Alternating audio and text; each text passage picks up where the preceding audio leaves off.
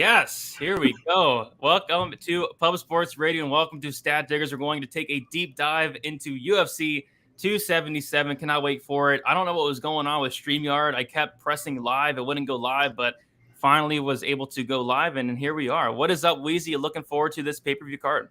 Yeah, man. I look forward to every card, and this one is going to be fun. I mean, really good fights from top to bottom here. I'm always looking forward to it, but there are some new names on this card.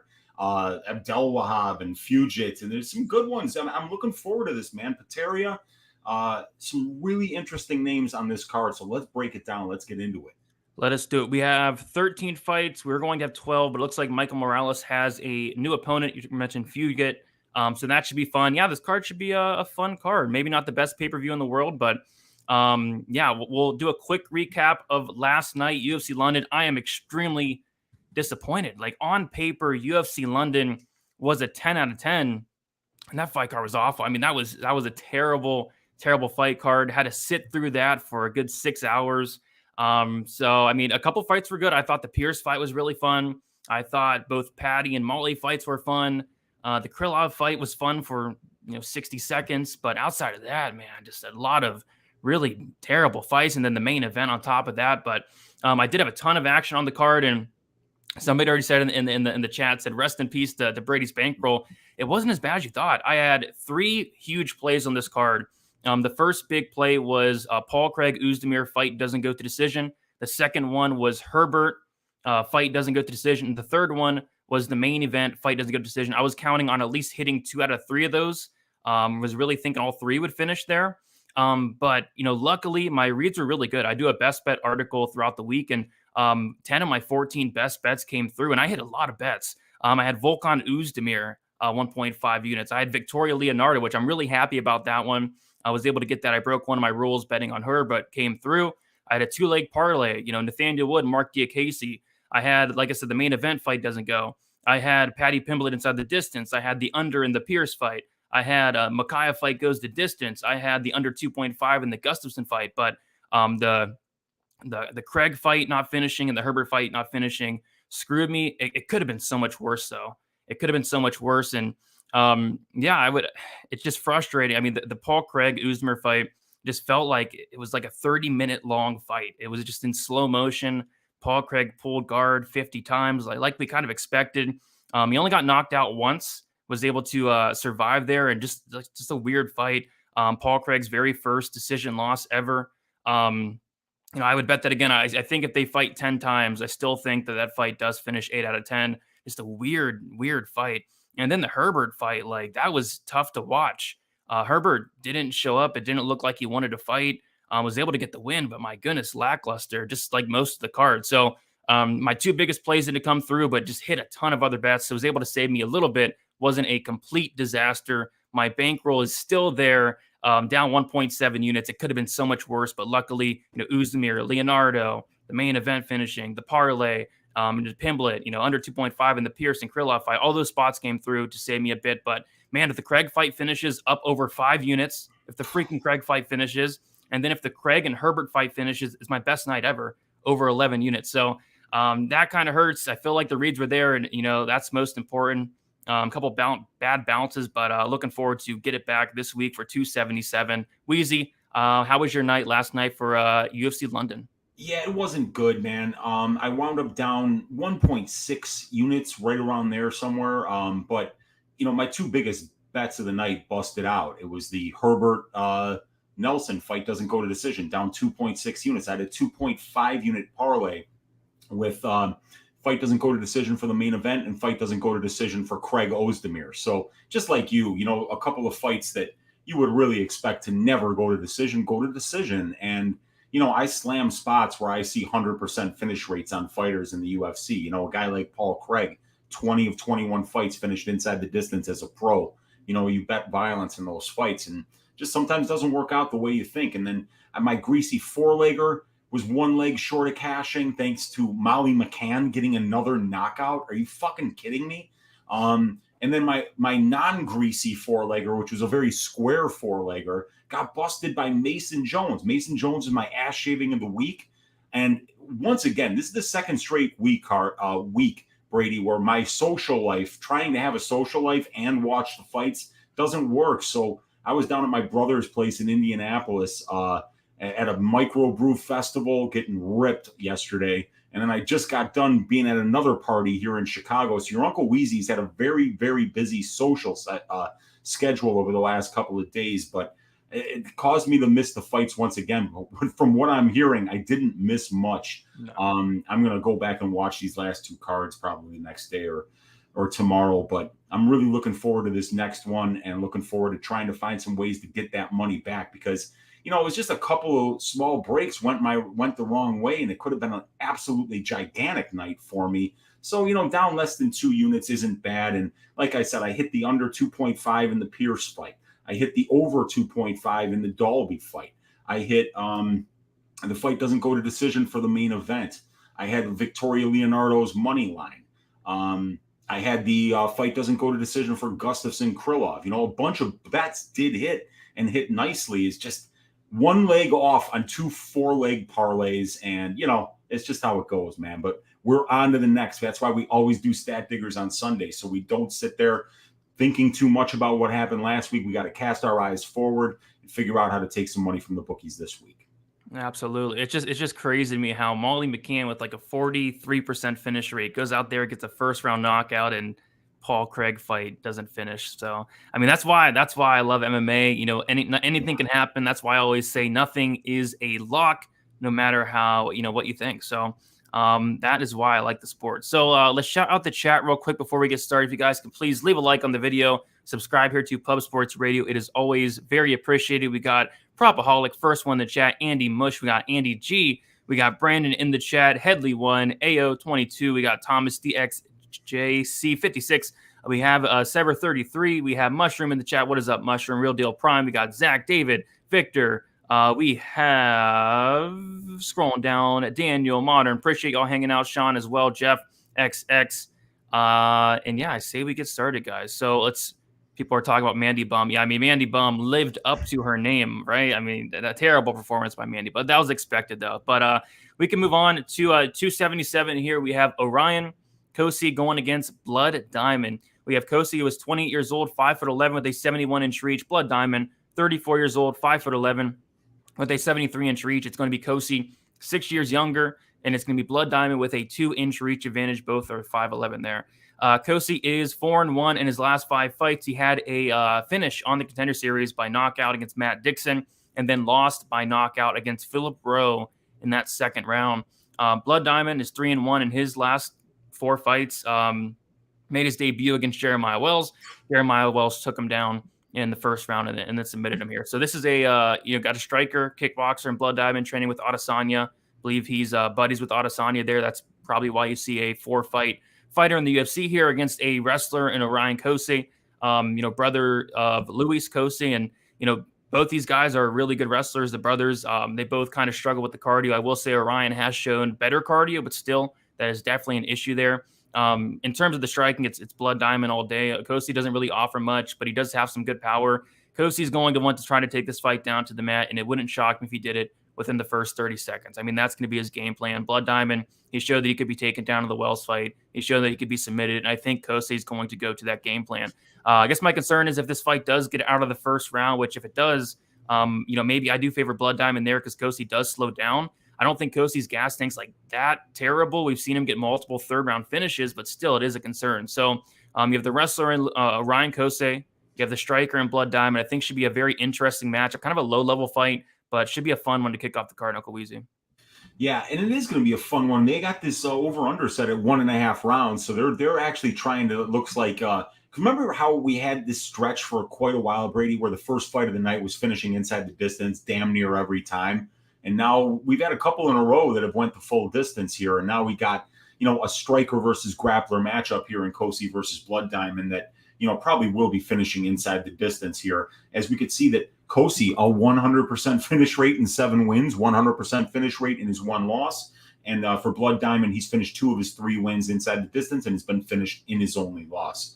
I hope that Cosi can have the wrestling success that Jeremiah Wells had against Blood Diamond without pulling that dumbass move, running around the cage before the fight starts and getting his toe caught in there.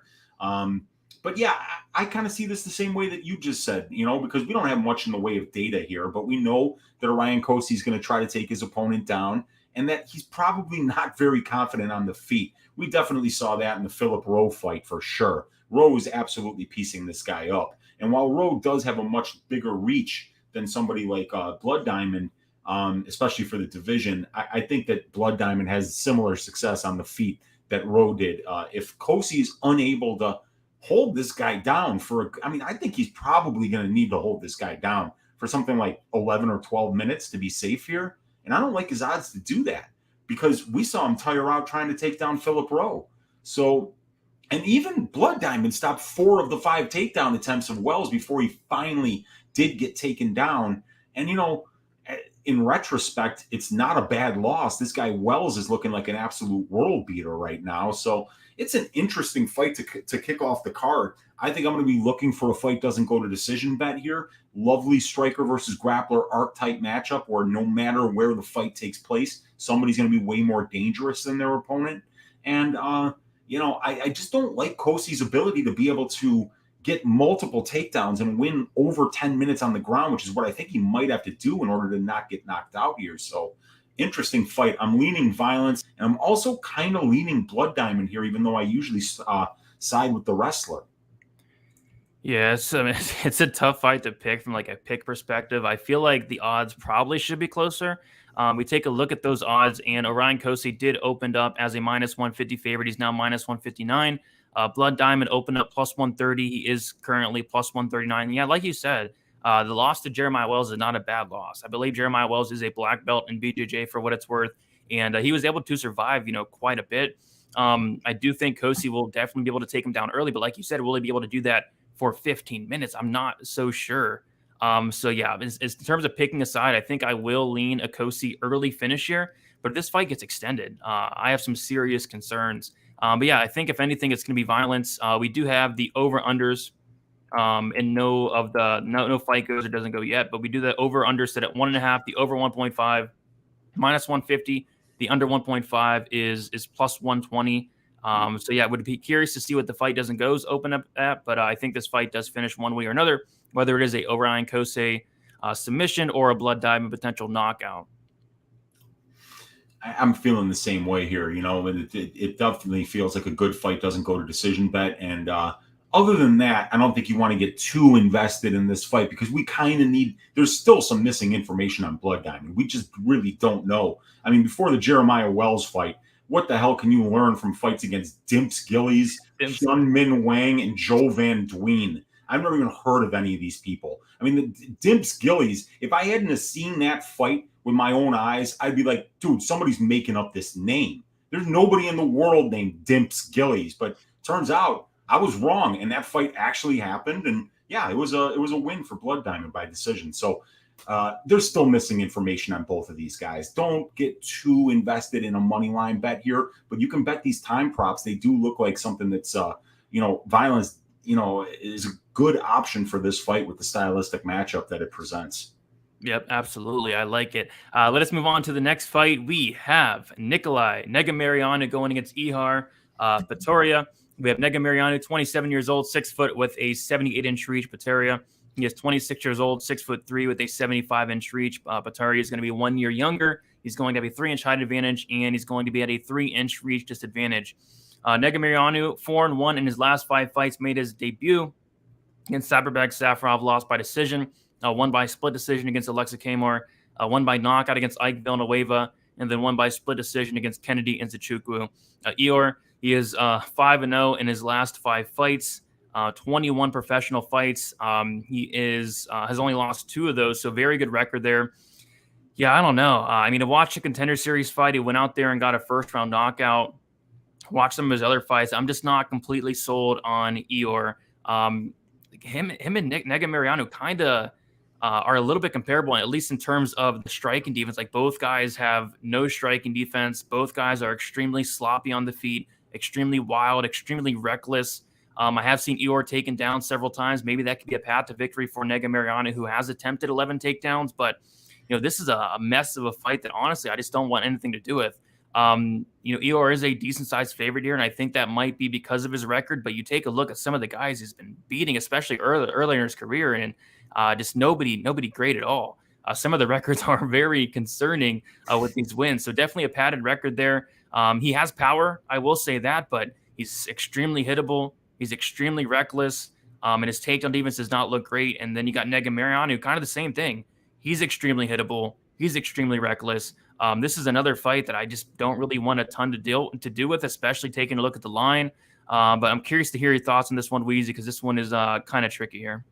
It's really tricky, and when you're trying to pick a side in a fight like this, and then let's look at the stats, right? You can add up Negamariano and Pateria's striking defense, and what the number that you'll get will be like Sean Strickland's striking defense, So, it's like hitting these guys like throwing a baseball at the broad side of a barn. You're going to hit it every damn time. And how do you pick who's going to land the big shot first? That's the hard thing to do here. The one thing I think that we can count on in this particular fight is that Negamariano's conditioning is going to be better than Pateria's. And I think that could be the biggest thing here, because both of these guys are going to land big shots. But I was just telling Brady before we went live here, when I see a Ukrainian with a 19-2 record, I think Denis Bondar, and you watch these fights from Denis Bondar before he got to the UFC, and you're like, who the hell is he fighting? You haven't heard of any of his opponents. And it's the same thing with Pateria. I mean, you look at the names: Sarkhan Garayev, Avilio Usudinov, Georgi Lobzan-Idze, Georgi Kubashvili. Who the hell are these people? So we know that he's doing what he's supposed to be doing again. I mean, you see it: knockout, sub, knockout. So he's doing what he's supposed to be doing against this level of competition. But with Negamariano, we can look and see Saperbeg Safarov, Alexa Kamarov, Ike Villanueva, Kennedy Nchekwu. Now, they're not going to put any of those four names on the Mount Rushmore of the UFC, right? But at least we know what those guys bring to the table because we've heard of them before. We've seen them fight before. Giving up 3 inches of reach, I don't like that for Pateria. Pateria does have 8 more fights, but he's barely got 30 more minutes in the pro cage. And Negamariano's got 43 more minutes of UFC experience, which I think is more useful if we're looking at the experience as to which one of these fighters it favors. I'd say it favors Negamariano because he's been up here longer. They're both good finishers. Looks like almost 80% for Pateria and 83% for Negamariano. And Pateria's only been finished once. Negamariano's never been finished. Both of these guys, even Pateria, who won by ass shaving on the Contender Series, still absorbed more strikes than he landed. So it's a tough fight. You don't want to get too invested here, but just because Negamariano's been up here longer, and I know that I can count on his conditioning for a full 3 rounds, and I know that I can also count on his chin, I actually feel pretty confident that Negamariano gets the job done here. But I really do need to see Pateria at this level because he could just be crushing cans, or he could be beating some pretty good guys that I've just never heard of, and now he's going to take this next step and show us that he deserves to be here. So missing information once again, but I'm leaning Negamariano here. Yeah, and there's somebody on this card who we'll talk about who has fought worse competition than Ihor, believe it or not. We'll talk about him soon. But, he's going out there. He's beating an 0-0 guy back in 2019, an 0-3 guy back in 2019, an 0-4 guy just back in 2020, an 0-2 guy back in 2020. This is terrible. This is horrible. And like you said, at least with Negamariano, is he great? Absolutely not. But he has some things I do like. His chin is phenomenal. He's never been knocked out. This guy can absolutely take a shot. We've seen that. His cardio is going to be better than Ihor's as well. He's fought the better competition. So this is a mess of a fight. I want nothing to do with it. It kind of feels like the Mandy Baum, Victoria Leonardo fight last week. Like both fighters are terrible, but we have a line here that just does not make sense to me. We have Ihor, who opened up as a -200 favorite, currently -150. Negamariano opened up +170 and currently +130. And Bootsy's liking Negamariano, and I kind of agree because I think people are looking at that record saying, "Oh, Ihor, he's like 20-2." Eor had that great knockout on the Contender Series, but they're missing the fact that prior to that, he fought a bunch of cans. His striking defense is non-existent. His takedown defense doesn't look good. His cardio doesn't look good. He's wild. He's sloppy. He's reckless. I think this is a very close fight. So I'm going to lean with the dog here with Negamariano. Am I going to bet it? I don't really want to. We'll see where the line goes, but I mean, the line makes no sense to me. I feel like it should be closer to a pick'em here, and I feel like it's going to look like a pick'em as long as there's no finish. I mean, could Eor go out there and knock out Negamariano in the first round? Maybe, but Negamariano has a chin on him, so unless Eor has like a shovel, I don't know if that's going to happen. So give me a Negamariano here. I just don't know if I want to bet this fight, honestly. The over-under set at 2.5 rounds, over 2.5 plus 150, under 2.5 rounds minus 180. No clue. It could be a sloppy fight or it could end early. I have no clue what's going to happen here. Definitely some missing information on how these guys are going to perform and, whether Pateria has 3-round cardio, because if it turns out that he does, you're probably overpaying for violence there. But if he doesn't, it might be fairly priced or even a little bit underpriced. But once again, how can we really be sure with these two guys? So, but you know what? This is going to be a fun fight, whether or not you have money on it. Dude, this guy Negamariano, he brings it every damn time. He's super fun to watch, and I love fighters that actively can like eat 2 or 3 punches just to land that one. They just want to land one, and they don't care if they have to eat punches the whole fight. And Nick's like that, so it's going to be a fun one, man. Yeah, he is exactly like that. It should be a fun fight. It really should. We'll keep moving on, though. We have Jeon Kim going against Jocelyn Edwards. Oh, my gosh. We have Jeon Kim, 32 years old, 5'7" with a 72-inch reach. Jocelyn Edwards, 26 years old, 5'8" with a 70-inch reach. We have Jeon Kim, 1-4 in her last 5 fights, a decision loss to Antonina Shevchenko, a knockout win against Nadia Kassem, a decision loss against Grasso, McCann, and then Priscilla catch a beating. Jocelyn Edwards is 3-2 in her last 5 fights, made her debut against Yanan Wu, won that by decision, lost a decision against Carol Hoza, lost a decision against Jessica Rose Clark, and then won a decision against Ramona Pascual. So unfortunately, I did do some tape on this fight, and what I noticed about Jeon Kim, we talk about every time, is the striking accuracy. It's terrible. Like, you have Jeon Kim, who she throws 16 significant strikes per minute. She attempts that, and that's great and all, but you go and watch her fights, and she's hitting air the majority of the time. Like, I went and watched the Priscilla catch a beating fight, which in that fight, she had a 45% accuracy, which is better than usual, but that's concerning, considering because Priscilla Cachoeira just has no striking defense at all. And you go watch that fight, especially early on, she is hitting air the majority of the time there. So you have somebody who's going to be hitting air and Jeon Kim against someone in Jocelyn Edwards who has actually looked good in the striking. She's been struggling with the takedown defense throughout her career. Jessica Rose Clark took her down, held her down. Carol Hoza took her down, held her down. But outside of that, when she is striking, when she is at range, she is pretty solid. She did throw a ton of leg kicks in her last fight against Ramona Pascual. I think she landed like 80 leg kicks, something like that. And I think that's key in this fight. I think Jeon Kim is really going to struggle to close distance here. And if this fight is at range for 15 minutes in the big cage, you're going to have the leg kicks of Jocelyn Edwards, or you're going to have Jeon Kim punching air. And I think I lean towards the leg kicks of Jocelyn Edwards. You can't be confident in this fight. Nobody can be confident in this fight. Like I said, I love the output and the willingness to throw of Jeon Kim. It's just she doesn't land anything. It's not even close at times. So I guess it's going to be up to the judges here. Are they going to favor the air punches? Are they going to favor the leg kicks? And I think if they're watching the fight and legitimately watching the fight, they will see that Jocelyn Edwards is landing. So I do lean with Jocelyn Edwards, but this is I know I bet on Leonardo last night, and it was great. She won. I'm not getting involved in this fight, especially laying chalk in this fight as well. So Jocelyn Edwards, leg kicks should get the win here. But yeah, this is a fight I'm not too interested in. Weezy, how do you feel about this one? Yeah, I mean, you could give Jeon Kim a baseball, put her 10 feet away from a barn, and she'd miss. I mean, like, it's bad. I call her missing fist instead of fire fist, and you're right about that. And then really weird here, dude. So they're saying that this fight's going to take place at 125. No chance in hell it's taking place. Edwards just fought at 145 the last fight out. She's never even had a fight at 125 in the UFC, and now she's going to take this fight on short notice and drop over 20 pounds?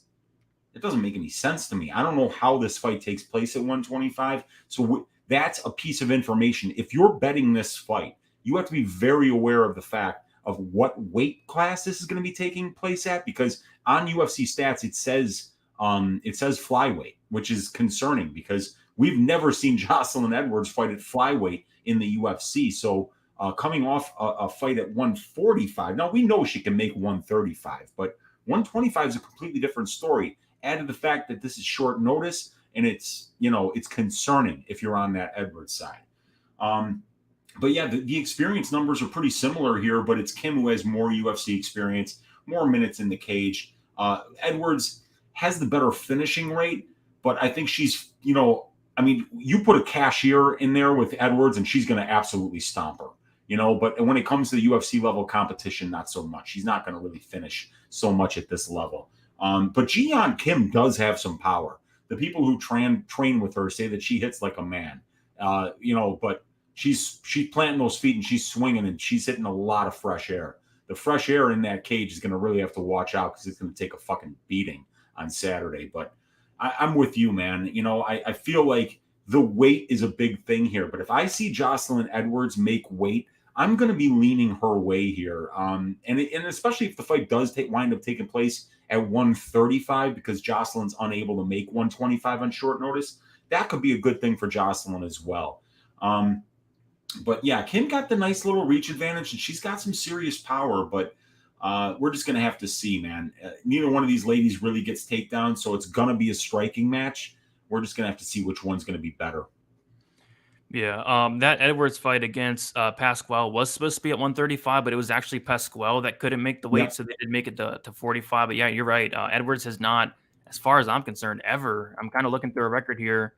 I'm seeing 35, 35, 35, 35. She's never fought at 125. But, she has once. She has one time. It was against Tricia Casero, 0-1, Triso Casero back in 2017. So she has fought at 125 once. So, good point, though. We'll have to see the weigh-in, see how she looks. But regardless, I just can't imagine myself betting on this fight ever. We have Jocelyn Edwards opening up a plus 130 dog. Interesting. She's now minus 138. And Ji-Yeon Kim opened up minus 150, and she's currently plus 118. So the line kind of flipped, and I agree with it. I think Edwards probably should be the slight favorite, or this should be a pick 'em. Who knows? This fight's probably going to be close. I won't be betting on it, so I'm not too concerned. The over 2.5, my goodness, minus 375. And the under 2.5 is plus 300. They're like begging you to bet violence here. But dude, if this fight takes place at 125, I'm slamming that. Yeah, the under, because you're going to get almost plus 300. Are you kidding me? Yeah, that's weird. That's you don't typically see an under at plus 300. That doesn't make any sense. Kim's got power, and this is going to be a striking match. Maybe somebody lands a big shot, and especially if Edwards does cut down to 126 on very short notice, coming off a fight against Pascual, it was like just a little over a month ago. Man, no reason to bet that over. Bet the under. Bet the fight doesn't go, and put a small. It's worth a sprinkle when you got somebody going to a new weight class, especially when it's lower. Yeah, definitely could be. I don't know if I can put any money on this fight, but somebody said fight of the night candidate. I think no, I'd be shocked. Against Cachoeira, Kim, that was a fun fight because they just swing, But Edwards is a little more technical, might not be quite as crazy as the Cachoeira Kim fight was a good fight. Well, every Cachoeira fight's a fight of the night potential. She just brings it.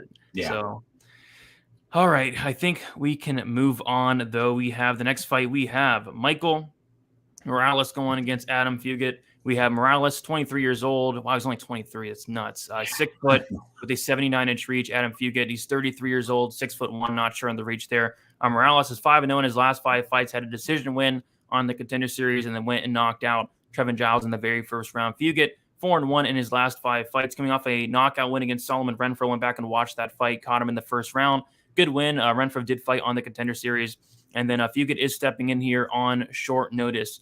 Morales is a huge favorite, and I definitely agree with it. Morales seems like he's the full package, and like I said, he's only 23 years old, which is terrifying because this guy, he's physically strong. He has very good offensive wrestling, very good defensive, takedown defense. The striking is really good as well, and he has a ton of power. And Adam Fugit has power in his own right. He's a finisher. I've seen him go and take guys down, submit them. I don't think that's going to be on the table here. I'd be shocked if Fugit is able to take down and hold down Morales. I think it's like a nightmare matchup for Fugit to take in general, and then just take it on short notice is even worse. Like, is Fugit going to be able to stand and strike with Morales? I don't think so. Is Fugit going to be able to take down and hold down Morales? I don't think so. I think Morales probably knocks him out here in the first round. So we have seen a few get knocked out before. I think he's getting another knockout loss here. Just a terrible matchup against a very dangerous, a very physically strong, a very talented 23-year-old Michael Morales. So the biggest favorite on the card here in Michael Morales, and I think it's well warranted. Just a very tough ask for Adam Fugit to come in here on short notice and pull off this upset. I guess one thing I will say about Morales is his striking defense is a little bit questionable. He does have a 36% striking defense thus far in 2 fights. So maybe Fugit can come in here and knock him out. He does have some power, but outside of like a flukish first round knockout, I think Michael Morales kind of runs through him here. So give me Michael Morales to win. Morales to win probably by first round knockout. Weezy, how do you feel about this fight? Yeah, I mean, this kid Morales looks like he could really be special, and kid that's working with the Ecuadorian wrestling team as well. And I mean, Ecuadorian wrestling is kind of like, Iranian hockey, but at the same time, the fact that this kid is, training wrestling, with people who have, shapes on being in international competitions is a very good thing. And wrestling is such a fantastic base for MMA. And the fact that he has that under his belt, the fact that he's showing power, the fact that he's shown some pretty good conditioning too from the fights that I've seen, he looks to have that full package already, and he's got a big body for welterweight as well. 79-inch reach, but 23 years old, Brady, and this kid's already 13-0, and the ceiling is just kind of going up. Michael Morales is a very, very exciting prospect here, and he's doing really good things. The numbers are working out. He's landing one more significant strike per minute than his opponents. He's throwing 3.5 more attempts per minute. He's got over 1% knockdowns. He's got 1 knockdown in 2 fights. He's never been knocked down, but that 36% striking defense is concerning. But he's got 85.71% strike or takedown defense. Only been controlled 12% of the 19 minutes that he's been in the cage. So about 2 minutes, on that 1 takedown and 7 attempts. Not bad. I haven't seen any tape on Fugit yet, so I just don't know what to think of this kid. But obviously he's a finisher. But the names, other than Solomon Renfro, he also fought Kalen Hill, who is a UFC Contender Series veteran. I forgot who Hill lost to, but it was a really good fighter. And the Renfro win, it was a good one. So it's going to be an interesting fight. But Michael Morales not taking this fight on short notice, I think you really got to lean with this kid here. He really looks to be special, and he's still only 23 years old. So the sky is the absolute limit for this kid right now. Yeah, and Morales was supposed to fight Ramiz Brahimaj, and in that fight, he was like a -300 favorite against Brahimaj. So he's already preparing for a guy that's going to try to take him down in Brahimaj. And I think Fugit may try to take him down. I'd be shocked if he didn't try to take him down. I just don't think he's going to have any success doing so. So I think they are going to kind of stand and bang, and on the feet, I do favor Morales. And like I said, outside of like Fugit landing a big shot like he did against Renfro, I think Morales should get him here.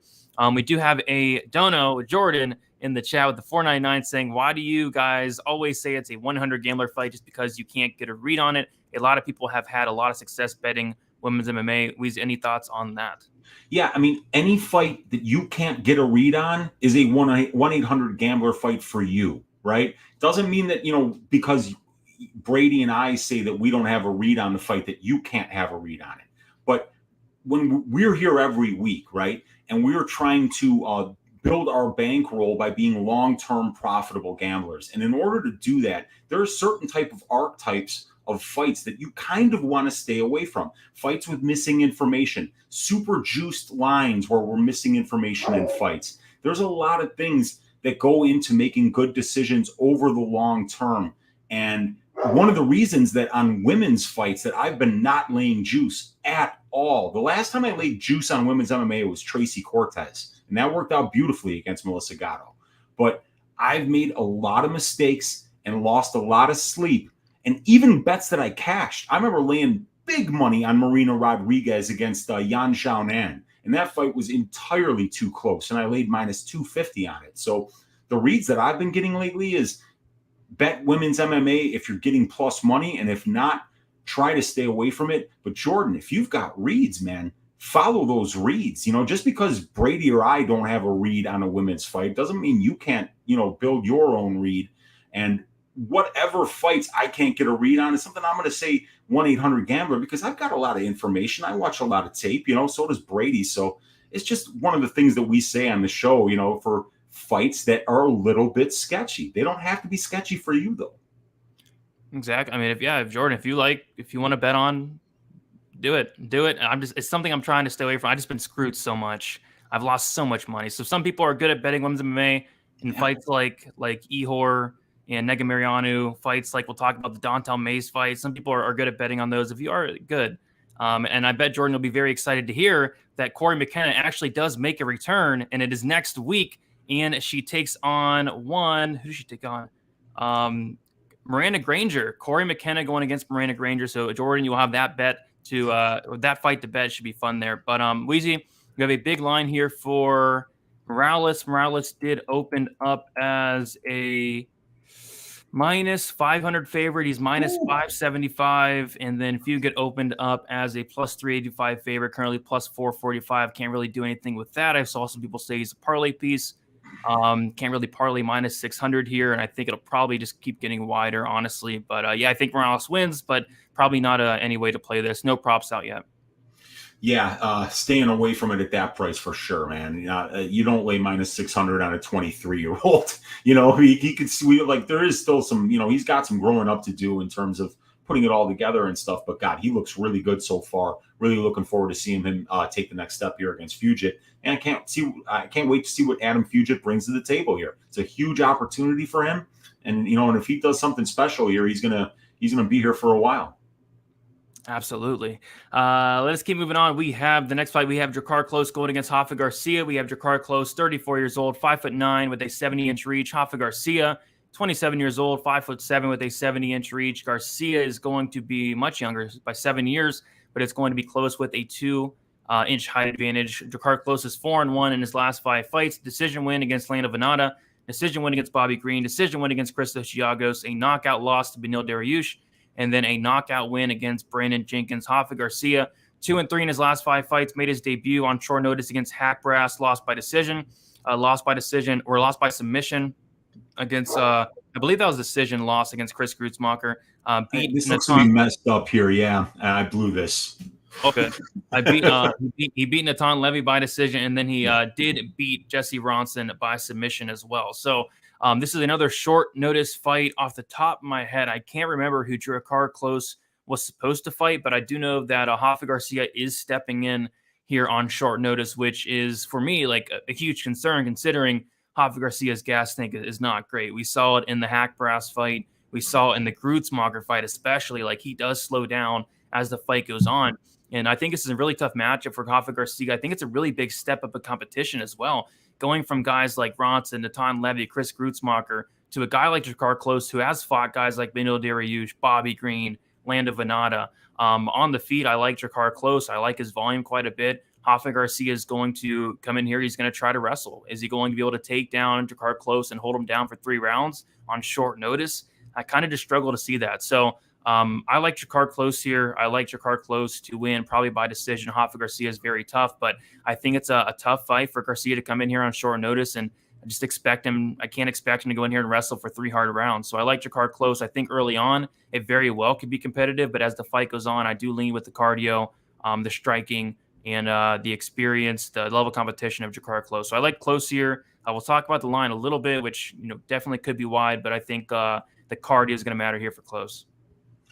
Yeah, it's going to be a good one. Klose looked spectacular against Brandon Jenkins. That was such an ass-kicking. That was a brutal fight. Good to see him come back after having that problem getting shoved while he had just cut weight by Jeremy Stevens. Had some problems that have lasted a while after that here. And, he was a massive favorite against Jenkins here. So, he's even taken a little bit of a step up here against Rafa Garcia if you're just comparing it to his last fight. But, yeah, Klose is landing more than he absorbs. He's throwing just a little more volume than his opponents. Striking accuracy right there. Good power. 54% striking defense is good enough. And he's only been knocked down once in 8 fights. And, I've been pretty impressed with Rafa Garcia's wrestling and control, especially in that Natan Levy fight. He looked really good there. He looked really complete in his grappling, because Levy's a good grappler too, but he just kept finding ways when it would get into a scramble to wind up on top. So, it's going to be interesting to see how he does this on short notice against a guy like Klose, who's known for having fantastic conditioning, for pushing the pace, for fighting a really gritty fight style. He'll put you up against that cage and just wear on you, make your arms fill up with blood. It's going to be a good fight for Klose here, but I would imagine, because Garcia is taking this fight on short notice, because the strength of schedule stats aren't even close. When you compare the total fights and the ratio overall, in the wins, in the losses here, it's obvious that Klose is beaten, lost to, and fought overall the better brand of competition in terms of wins and losses and experience at the UFC level. And there's nothing in the stats that is really kind of telling us that Garcia is going to be able to find massive areas of success in one way or another. Klose's takedown defense is pretty solid. He's been controlled only 16% of his UFC career, despite the fact he's had 25 takedowns shot against him in only 8 fights. So, like Klose here, short notice for Garcia is not encouraging in this particular spot. So, I think Drakkar gets it done, probably by decision. Yep, I'm right there with you here. We'll take a look at the odds, and we have Drakkar Klose is the favorite. And by the way, thank you guys in the chat. He was supposed to fight Carlos Diego Ferreira, which would have been a very good fight there. But yeah, Klose is a favorite. Opened up -185. He's now -220. It looks like his line is starting to get smashed. Drakkar Klose is now -245 on DraftKings. I don't know if I feel comfortable with that. I think Garcia is a very good fighter. And like Sean said in the chat, his cardio has looked better. It looked better against Ronson. It looked better against Natan Levy. But again, this is on short notice here against a much higher caliber opponent than a Jesse Ronson or a Natan Levy. So I do like Klose, but yeah, the -225, that definitely could be pushing it. Maybe look at the decision prop for Drakkar Klose. He's mostly a decisionator. I know he knocked out Jenkins in his last fight, but prior to that, he had not knocked out anybody since like 2016. So Drakkar Klose by decision is what I'm going to be looking at. Let's see if they have the props out here. And it looks like they have the over 2.5 -210, under 2.5 rounds +170. So they are all over the non-violence there. Yeah, and that's really juiced too for an over 2.5, 68% implied probability. That's a little steep, and betting on a close Garcia fight to finish under 2.5, it doesn't feel like that's like +170 is quite enough. So it's probably priced about right. I'm staying away from that one, and don't know if I want to lay close -220 on that money line either. So yeah, it kind of feels like a stay away. Yep. Speaking of stay away, and speaking of 1-800-GAMBLER, my goodness, we have Dontel Mays going against Hamdi Abdu-Ahab, and oh my gosh, man, I can't believe this is a fight. Like, this is the lowest level fight on the card. I can't believe it's so high up on the card as well. But yeah, we have Dontel Mays, 30 years old. He's 6'6" with an 81-inch reach. Hamdi, 29 years old, 6'2" with a 73-inch reach. Right off the bat, Weezy, Hamdi's not 6'2". I'm convinced this guy's like 5'10" at best. He is lying. It's not even close. He's 5'10" or 5'9". He is not 6'2". I can tell you that right now. So Dontel Mays on paper is going to have a 4-inch height advantage, but when they match up, when they face off, it's going to look more like probably like 10 inches of height. He's going to be so much bigger. He has a 73-inch reach, which he could be lying about that as well. We'll have to see. But on paper, Dontel Mays has an 8-inch reach advantage. Dontel Mays 3-2 in his last 5 fights, a submission loss against Cyril Gane, a submission loss against Rogerio Nascimento, a decision win against Roque Martinez, and a knockout win against Josh Parisian. Hamdi is 3-0 in his only 3 fights, a knockout win against Dustin Clements, a knockout win against Tyler Lee, and then a knockout win against Matthew Strickland. And this is a complete mess. I guess Hamdi is has an Olympic wrestling background potentially. Hamdi does have some good wrestling. He is, very strong. He does land hard shots, no technique at all, but he does have some power. And you take a look at his record, he does have a lot of bare knuckle boxing fights. Yeah. And he has went out there and knocked out guys like very early. Like, for example, he went out there and got, what was it, like 33-second knockout against Connor McKenna. I don't know if that's related to Corey McKenna. Matthew Strickland at first round, 15-second knockout. Yeah, it's bad, man. And then I did watch like one of his amateur fights, and I saw it go into the second round, and he was like huffing and puffing after the first round. I'm shocked that we're seeing Hamdi inside the UFC here. And I'm pretty sure, yeah, Hamdi is stepping in on short notice. So I think they like needed a replacement, and the only guy they could find was Hamdi here, and they're kind of grabbing him because I just don't see it. And that's crazy to say because like Dontel Mays, I'm not impressed with the guy as well. But you take a look at Hamdi, and he's fought nobody. He's fought nobody at all. I mean, Matthew Strickland, man. I mean, he looks like somebody's uncle. It's terrible. 39 years old, Matthew Strickland. Matthew Strickland's 0-1. That's his last win. So, yeah, although I'm not impressed with Dontel Mays is going to be towering over Hamdi. He's going to be the much better striker. Dontel Mays is a purple belt in BJJ, which I think that's going to come into play because although I think Hamdi can get takedowns, I don't think he's holding down Dontel Mays, a much bigger Dontel Mays. I don't think he's controlling him for 3 rounds. Hamdi has no ground control. Doesn't look like he has much of a submission game. He has power, but every heavyweight has power, right? So I think Dontel Mays, this is a great spot for him. And surprisingly, he did open up as an underdog for some reason. He was like plus 115. I saw that last week, and I was tempted to look into the fight. I wish I did, because Dontel Mays is going to close around minus 250. Money is pouring in on Dontel Mays. He was minus 110, minus 115. Now he's like minus 150. And I think it's going to get wider and wider after people go and watch Hamdi and see that, my goodness, some of the guys he's been fighting have just been like bottom of the barrel. So it's bad. You talk about guys like Jordan Wright outside the UFC crushing cans, guys like Giga Chikadze crushing cans, guys like Pateria on this card crushing cans. I've never seen as worse of can crushing as Hamdi Abdu-Ahab here. So, yeah, I got to go with Dontel Mays, and I wish I would have gotten earlier. I mean, if I could have got Dontel Mays as the underdog, I probably would have put a couple of units on it, although I'm not high on him. But I think he should run through Hamdi here. Maybe Hamdi has some contested takedowns, but Dontel should get him out of here. I'll be looking at Dontel inside the distance. Honestly, like tempted on the money line, still at minus 150. I think that's going to get wider.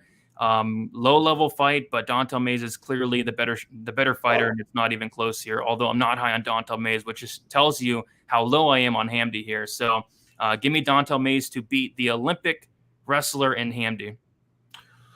Okay, yeah. Mays is huge, dude. I mean, 6'6", 81-inch reach. And I remember when I saw that Hamdi opened up like minus 150 or something like that, didn't he? Yeah, something like that. And I remember thinking to myself, I don't know why I haven't heard of this kid, but if they're thinking that this guy's going to beat Dontel Mays on short notice, he must really be something special. But I didn't get to tape the fight, because I was still doing content last week. So I had no idea what this guy's deal was. I saw that he had been in bare knuckle fights. So I figured like he's probably just a puncher, but if he's got some wrestling, that's interesting. But I mean, he's going to be wrestling a guy that's just 6'6", 81-inch reach, I mean, like really big, really strong dude. Probably going to be really hard to hold this guy down. And if he's already got bad conditioning too, on top of that, kind of like Mays here quite a bit, Mays has been in there with some studs. Nascimento, gone, even guys like the wins over Martinez and Parisian are, they're decent UFC wins. They're better wins than Dustin Clements, Tyler Lee, and Matthew Strickland.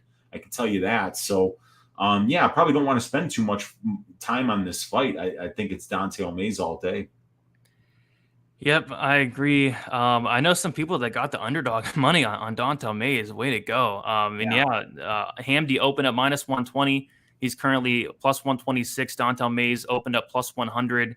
And he is currently minus 146. And yeah, I think that line just keeps getting wider and wider. I mean, outside of a first round knockout, on the feet, I just don't see how Hamdi wins this fight. He's not going to take down and control Dontel Mays. His positional control on top is not good. And like I said, Mays is a purple belt, so at least he has some understanding of what to do down there. Yeah, this is a mess. But yeah, I like Mays here. I like Mays inside the distance. The over-under is set at 1.5 rounds. The over 1.5 minus 155. The under 1.5 plus 125. I think this fight does finish inside the distance. I think it's Hamdy early, and I think it's Mays could be early as well. But if this fight gets out of the first round, it's Mays all day. When you taped Abdu-Ahab, was he getting these knockouts on the feet or on the ground? He was getting a couple on the feet, and there. Let's see. I think the one against like he would just touch these guys in bare knuckle boxing. He would touch them once, and then they would kind of just crumble and like fall down. But they're bums, man. Like they're terrible. Like they would get touched once and just fall down. Some of the worst competition I've ever seen. And there were some fights where he is getting takedowns and he is landing hard shots, and he actually got a DQ I watched. It was a DQ. Where was it? Forget who it was against, but he got a DQ because he was hitting some guy to the back of the head. And there was this other win he got where he was hitting the guy in the back of the head. They actually counted it as a win, but he has power. I'll give him that. He has power. He has wrestling, but that's really about it. Okay. Yeah. Cause I mean, if this guy isn't like a real heavyweight, going up against Don'Tale Mayes is a giant. He's huge for the division. So on short notice, it just feels like it's going to be a nightmare for this dude.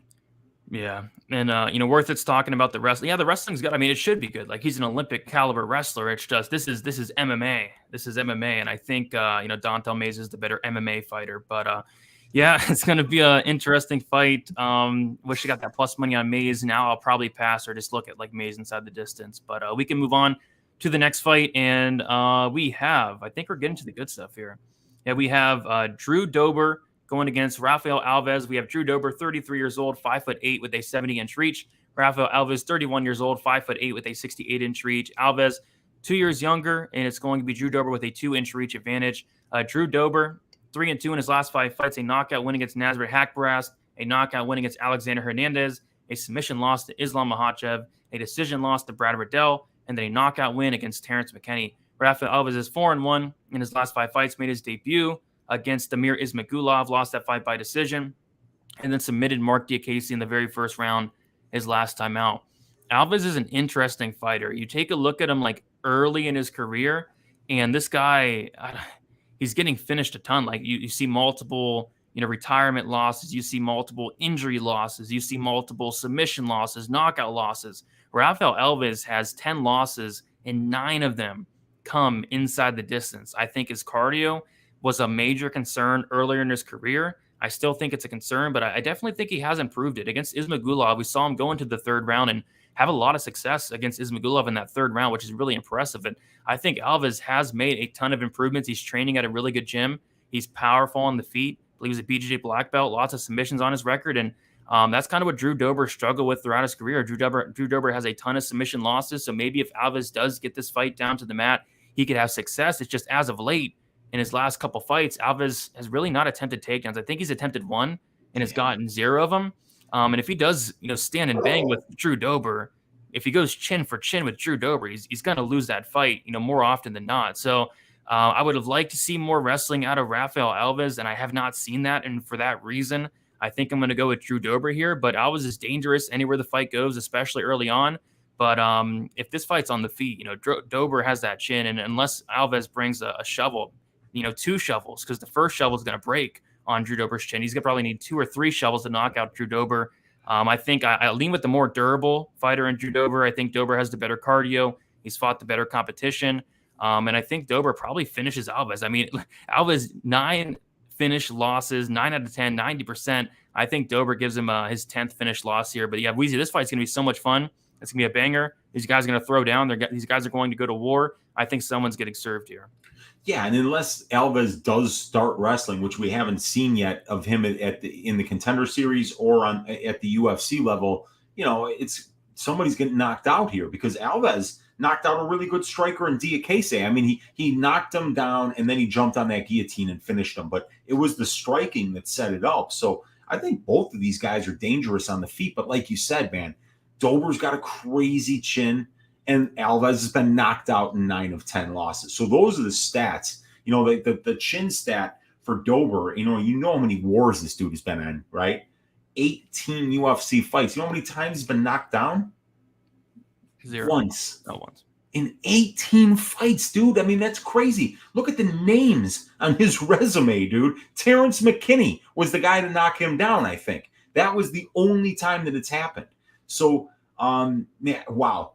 So this is going to be a really fun fight. And we do know that Alves, if you're lasting 3 rounds with Damir Ismagulov on the fight or on the feet, that's a really good thing, because Ismagulov's got, really crisp boxing. He's not knocking people out at the UFC level, but he is a very, very, very good striker. So I think that this could play out just a little bit closer on the feet than a lot of people think it can, but I'm favoring the conditioning, the durability, and the experience of Dober here.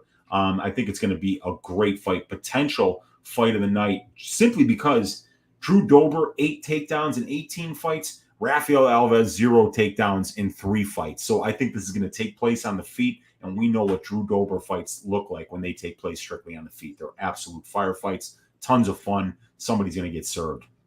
Absolutely. We got a donut in the chat. Andy G with the 999. Appreciate you, Andy G, for hanging out. We do see you in here every week. We do appreciate the support.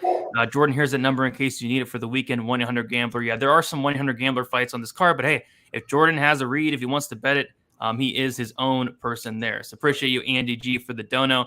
Let's take a look at these odds here. Drew Dober opened up -300. Wow, he's currently -220. Rafael Alves opened up +250. He's currently +185. And I guess that line would make sense if, it doesn't really make much sense, to be honest. I think like the old Rafael Alves, like of a couple of years ago, if that guy came in here, yeah, Dober should run through him, but I think Alves just improved a ton. I guess another thing we'll have to look out for, Weezy, is going to be the weigh-ins. Remember, Alves missed weight by like 20 pounds the one time. So yeah, that was at 145 though. That he tried to cut down to 145, and it was a disaster. It was. Even then, like he missed weight, but it was like 15, 20 pounds. I've never seen anything like it. So, the guy's big for even this division as well. So, Dober for me, I'm not really looking forward to laying the -220. The over under set at 2.5 rounds. The over +110. The under is -140. Any thoughts on the money line? Any thoughts on the over under? Yeah, I mean, the money line is a little bit wide for me here because Rafael Alves is extremely dangerous. What do we have for an over-under here? I didn't hear it. Yeah, the under is 2.5. It was -125. Looks like it just got hit. Yeah, I think at -125, it's great. But even up to, let's say, -150, right? 60%. Drew Dober's finished 60% of his wins, and he's been finished in 57% of his losses. And we got Alves, who's been finishing 90% of his pro losses, but his only UFC loss, actually, he wasn't finished. So isn't that funny? You're fighting on the regional scene, guys that aren't nearly as good, and you get finished by literally all of them in your losses. And then it shows that Alves at 31 years old has clearly made some changes. He's probably training with a much better camp. He's been at MMA Masters now for a minute. He's clearly worked on that conditioning, and it looks like he's a little more comfortable working all the angles of his game too. So he could be getting better here. He could surprise some people, but this is going to be a fun fight. And I think even up to -150, under 2.5, fight doesn't go to decision, looking pretty good. Absolutely. This fight is going to be an all-out war. Cannot wait to watch it. All right, we'll keep moving on, guys. We do have 285 of you in here. If you all can please hit the like button. We are not at 100 likes yet. I think we're at like 85, 86. If we can hit the 100 mark by the time we get out here, that'll be much, much appreciated. Do appreciate all the support here. But we have, looks like 5 fights left. We have Magomed Ankalaev going against Anthony Smith. Ankalaev, 30 years old, 6'3", with a 75-inch reach. Anthony Smith, 33 years old, 6'4", with a 76-inch reach. Ankalaev is 5-0 in his last 5 fights. Had that weird knockout win against Kudalaba, and then definitely stamped it in the next fight with a brutal knockout win against Ian Kudalaba. The next fight, a decision win against Nikita Krylov. Good win there. A good decision win against Volkan Oezdemir. And then a boring but good win against Thiago Santos his last time out. Anthony Smith is 3-2 in his last 5 fights. A knockout loss to Glover Teixeira. Absolute beating there. A decision loss against Alexandre Rakic. And I kind of thought, Anthony Smith, he could be done. I thought he's taken a ton of damage. He looked horrible against Teixeira. He looked horrible against Rakic. But he's on a 3-fight win streak. A submission win against Devin Clark. A knockout win against Jimmy Crute. And then a submission win against Ryan Spann. But my goodness, this is a massive step up from Ryan Spann, Jimmy Crute, and Devin Clark. And I'm not the biggest Ankalaev guy out there. I know a lot of people think he's going to be champion one day. And I think he probably could be. This guy's the real deal. Although I don't think he has the most exciting style, he's a winner and he wins. He's only lost 1 time and that was from one mistake in the Paul Craig fight with 1 second left. Other than that, he's been pretty much flawless. I know he got knocked down by Thiago Santos in his last fight, but I think it's a terrible match for Anthony Smith. I mean, what is Anthony Smith going to do? Is he going to go out there and outstrike Ankalaev? I don't think so. Anthony Smith, a 42% striking defense. I think Ankalaev is a much better striker, although I don't like his volume. I still think he's the better striker there. I think he's the harder hitter as well. On top of that, is Anthony Smith going to take down Magomed Ankalaev, who has an 85% takedown defense? I don't think so. I think it could honestly be the other way around. I feel like Ankalaev can go and take down Anthony Smith, who has a 48% takedown defense. I guess I'm just struggling to see where Anthony Smith has any success here or where he really wins this fight. So although I'm not the biggest Ankalaev guy in the world, I think this is a very winnable matchup for him, Weezy. And line definitely does indicate that, as he is the second biggest favorite on the card. Yeah, and for the chat, we will go back to the Morono Semelsberger fight after this one. Yeah, but this is, like you said, dude, I mean, we could talk about the stats here, and there are some ones that actually jump out, these guys, it's Smitty who's the bigger guy, one inch taller, 1 inch reach advantage, 52 pro fights for Anthony Smith. I mean, 17 UFC level fights. He's got more experience than Ankalaev. He's the better finisher than Ankalaev. I mean, he's a much better finisher than Ankalaev. Ankalaev fights at a snail's pace, but he's very deliberate, He's almost impossible to take down and hold down.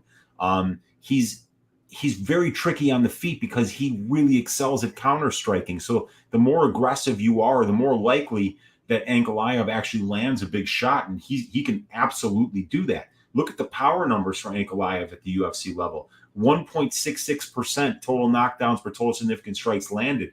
So that means he's landed 5 knockdowns in 9 fights. And Anthony Smith has, I believe, 7 knockdowns in 17 fights. So both of these guys showing some power. Both of these guys have been knocked down.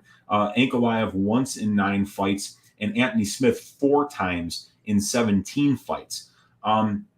Ankalaev not really active as a wrestler. He's only got 7 takedowns in 9 fights. He's got 28.5% control time for, 4.5% control time against. So you love that kind of ratio right there. Not somebody that just spams takedowns to win minutes, but that could be a path against Anthony Smith because Smitty's got less than 50% takedown defense. He's allowed 21 takedowns on 41 attempts in 17 UFC fights, and he's allowed 36% control time against. So if Ankalaev doesn't like how this fight is going on the feet, he can exploit Anthony Smith's 50% takedown defense and win some minutes on the ground. Although we don't see Ankalaev taking that path very often. The path for Smith here, maybe he wins this fight the same way that Paul Craig won the Ankalaev fight. Ankalaev winds up in his guard, gets into Anthony Smith's triangle, which is not a good place to be, and maybe that's how he gets it done here. And Anthony Smith's a damn good striker, too. He's not out of his depth on the feet with Magomed Ankalaev. He's not. Ankalaev doesn't throw any damn volume. Dude, 6.42 significant strike attempts per minute. And he spends a lot of time on the ground here, too. I mean, you look at somebody like Anthony Smith, who's spent 45% of his fights in control time positions for or against, and he's getting control for 36% of his UFC career. He's still throwing just as many significant strike attempts as Ankalaev, who's only been controlled less than 5% of his UFC career. So I think Smith will be the busier striker on the feet. He's got a 1 inch reach advantage, a 1 inch height advantage, and an experience advantage. So I think this fight might play out a little bit closer than what a lot of people think. And then you go over those strength of schedule numbers, it's Smitty. Smitty's fought the better ratioed competition. He's fought the more experienced competition. His wins are better and his losses are better. So, with Smith here, you got a strength of schedule advantage. You've got a height and reach advantage. You've got an experience advantage, and he's the far more potent finisher. And at the UFC level, he's been finishing 3 of 6 losses, has Smith. 1 of 1 losses for Ankalaev, and it was in the last second of a fight where he clearly, that's the one thing that worries me about Ankalaev, right? As dominant as he's been, being 8-1 at the UFC level, and really that only loss where he lost about a second of that fight, and it was the last second of the fight. As dominant as he's been, he's just not blowing people out of the water either here. And Anthony Smith is going to be a tough test for anybody in this weight class at this level. So, yeah, I think that this fight is going to take place a lot closer than people think it is. Where do we have this line right now, Brady? Ankalaev opened up minus 400. He's currently minus 500 and climbing. That's fat. I might be looking at an Anthony Smith plus 390 bet here for a small, you could do a quarter unit to win one. Nothing wrong with that. Smith's good. I just worry about Ankalaev taking him down and having success holding him down. If Smith hasn't cleaned up that takedown defense and hasn't worked on that urgency to get back to his feet when the Brazilian Jiu-Jitsu game isn't working. But, I think Anthony Smith's got a lot of good fights left in him still. He's still a very young man for the division, very experienced. This is a great fight. I can't wait for it. Yeah, I mean, it could be fun because Ankalaev fights aren't typically that exciting, but Anthony Smith fights are exciting. So maybe Anthony Smith will make it a little bit more exciting there. I saw somebody in the chat saying Morales and Ankalaev could be a good parlay there. They come out to minus 245 together. I don't know about that. I've been getting my ass shaved on parlays, Brady. You've been trying to talk me out of parlays for the longest time. I don't fucking listen, and it's making me pay. But at least I'm not doing juice parlays like that, laying minus 250 on a two-legger, because I can't even hit a two-legger with, with two moderate favorites. So it's tough. Yeah, parlays are tough, and I've done a good job not doing them. And when I am doing them, just being very careful about it. The over under set at 2.5 rounds, the over 2.5 minus 145, the under 2.5 plus 115. This one's kind of weird for me because I feel like Ankalaev could finish Smith, and obviously if Smith wins, it is probably a finish. But Ankalaev, he just takes his time. He's not going out there. I think it's like a 50% finish rate. And although Anthony Smith's been finished a million times, he is very tough. So really strong lean on the over under. I think this is gonna be a fight I just pass on as a whole, especially with the line just too high for Ankalaev here. Yeah, and don't forget, one of those finishes for Ankalaev was that dumbass stoppage in the first Ion Cutelaba fight. Yeah. So yeah, he's very deliberate. And in a sense, that's what makes him such a very difficult puzzle to solve. He's very, Magomed isn't going to make many mistakes, and he doesn't put himself into positions where he's going to make himself uncomfortable. So that's going to be Smitty's challenge here, trying to find a way to crack that shell of Magomed Ankalaev, who's, people just haven't had luck with it so far. Yeah, for sure. Should be a good fight, man. So we'll move on to the next fight. We have over 300 people hanging with us on a Sunday. Appreciate all of you guys. Be sure to hit the like button. We do go live every Sunday, 7:15 p.m. Eastern time. We have 277. We have two more cars and then a 278 pay-per-view. And then it's going to close up a 12-week stretch. It's been a grind. We've been here every week. And we wouldn't want to be doing anything else with you guys here on a Sunday there. But we have a very good fight. Our next fight, we have Alexandre Pantoja. Yeah, let's go back to Morono. Yeah. Okay, yeah, we definitely got to talk about this one. This is a good one. We have Alex Morono going against Matt Semelsberger. Morono, 31 years old, 5'11" with a 72-inch reach. Matt Semelsberger, 29 years old, 6'1" with a 75-inch reach. It's going to be Semelsberger 2 years younger. He's going to have a 2-inch height advantage and a 3-inch reach advantage as well. Tailor tape in favor of Matt Semelsberger. Alex Morono, 4-1 in his last 5 fights, a decision win against Reese McKee, a decision loss against Anthony Pettis, a knockout win against Donald Cerrone, a decision win against David Zawada, and a decision win against Mickey Gall. Matt Semelsberger, 4-1 in his last 5 fights, a decision win against Carlton Minus, a knockout win against Jason Witt, a decision loss against Chaos Williams, a knockout win against Martin Sino, and then a decision win against AJ Fletcher's last time, a very close fight there. A lot of people thought AJ Fletcher won. It really could have went either way there. But yeah, this is an interesting fight here. We have Alex Morono, who I think is a guy that typically is very underrated. He has 29 professional fights, 15 in the UFC. He's been in the UFC for a while, it seems like. Just a guy that continuously does get undervalued, I feel like. And he's good. He's a black belt in BJJ, which is a shame because he never uses it. This guy has 15 UFC fights. He's only completed takedowns in 2 fights. He got 3 in the Reese McKee fight, and then he got 1 in the Pettis fight. And yeah, he was able to take down Reese McKee 3 times. I like that. He was able to take down Pettis in the first round and controlled him. And like I said, he's a black belt in BJJ, a very good grappler. It's just he doesn't choose to use that. And I feel like this is a fight where, my goodness, Alex Morono, why not try to mix in takedowns here and exploit that 42% takedown defense of Matt Semelsberger? Because not only has AJ Fletcher been able to take him down, and AJ Fletcher is a very good wrestler, but even outside the UFC, like Semelsberger is getting taken down. So I think it'd be wise for Moreno to try to mix in takedowns. I just can't really count on him to do it. So I do think this fight primarily does stay standing. And when it does, we're going to have the power of Matt Semelsberger, and they're going to have the volume of Alex Morono. So I feel like this fight definitely could be competitive. You got the power of Semelsberger. This guy's putting guys out very early. Jason Witt knocked him out with like in the first couple punches. He knocked out Sano within the first couple punches. Morono's typically tough, very durable, hard to finish. But yeah, it should be a very good fight here. Weezy, curious to hear your thoughts on this one. Well, the thing that really sticks out in this fight is the strength of schedule, right? You see that the average opponent of Alex Morono has 10.8 UFC fights, while the average opponent of Semelsberger has 2.2.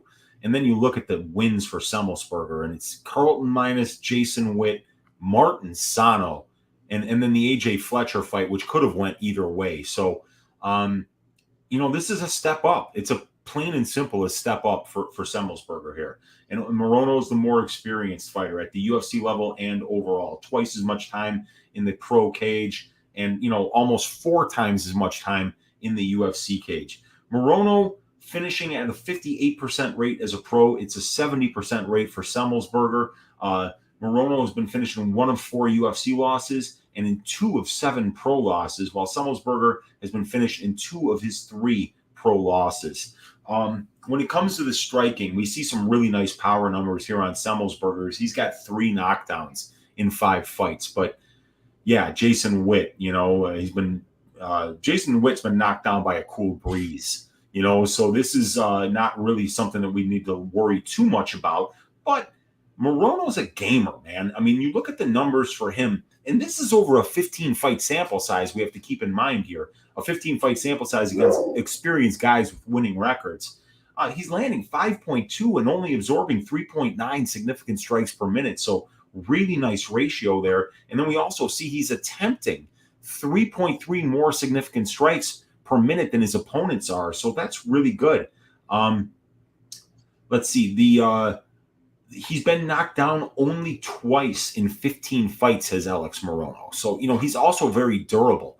And when it comes to the grappling, you obviously have to favor Morono here. He is the black belt. He is the guy that's been doing jiu-jitsu forever. And he has shown that, every once in a while I can attempt some takedowns. I can win some minutes on the ground. I can attempt a submission here or there. And, he might be able to bring that out in this particular matchup if he doesn't like how it's going on the feet. So, yeah, you got to like Morono here, but Semelsberger has that power, and he's absolutely live to end the fight if he lands that big right hand.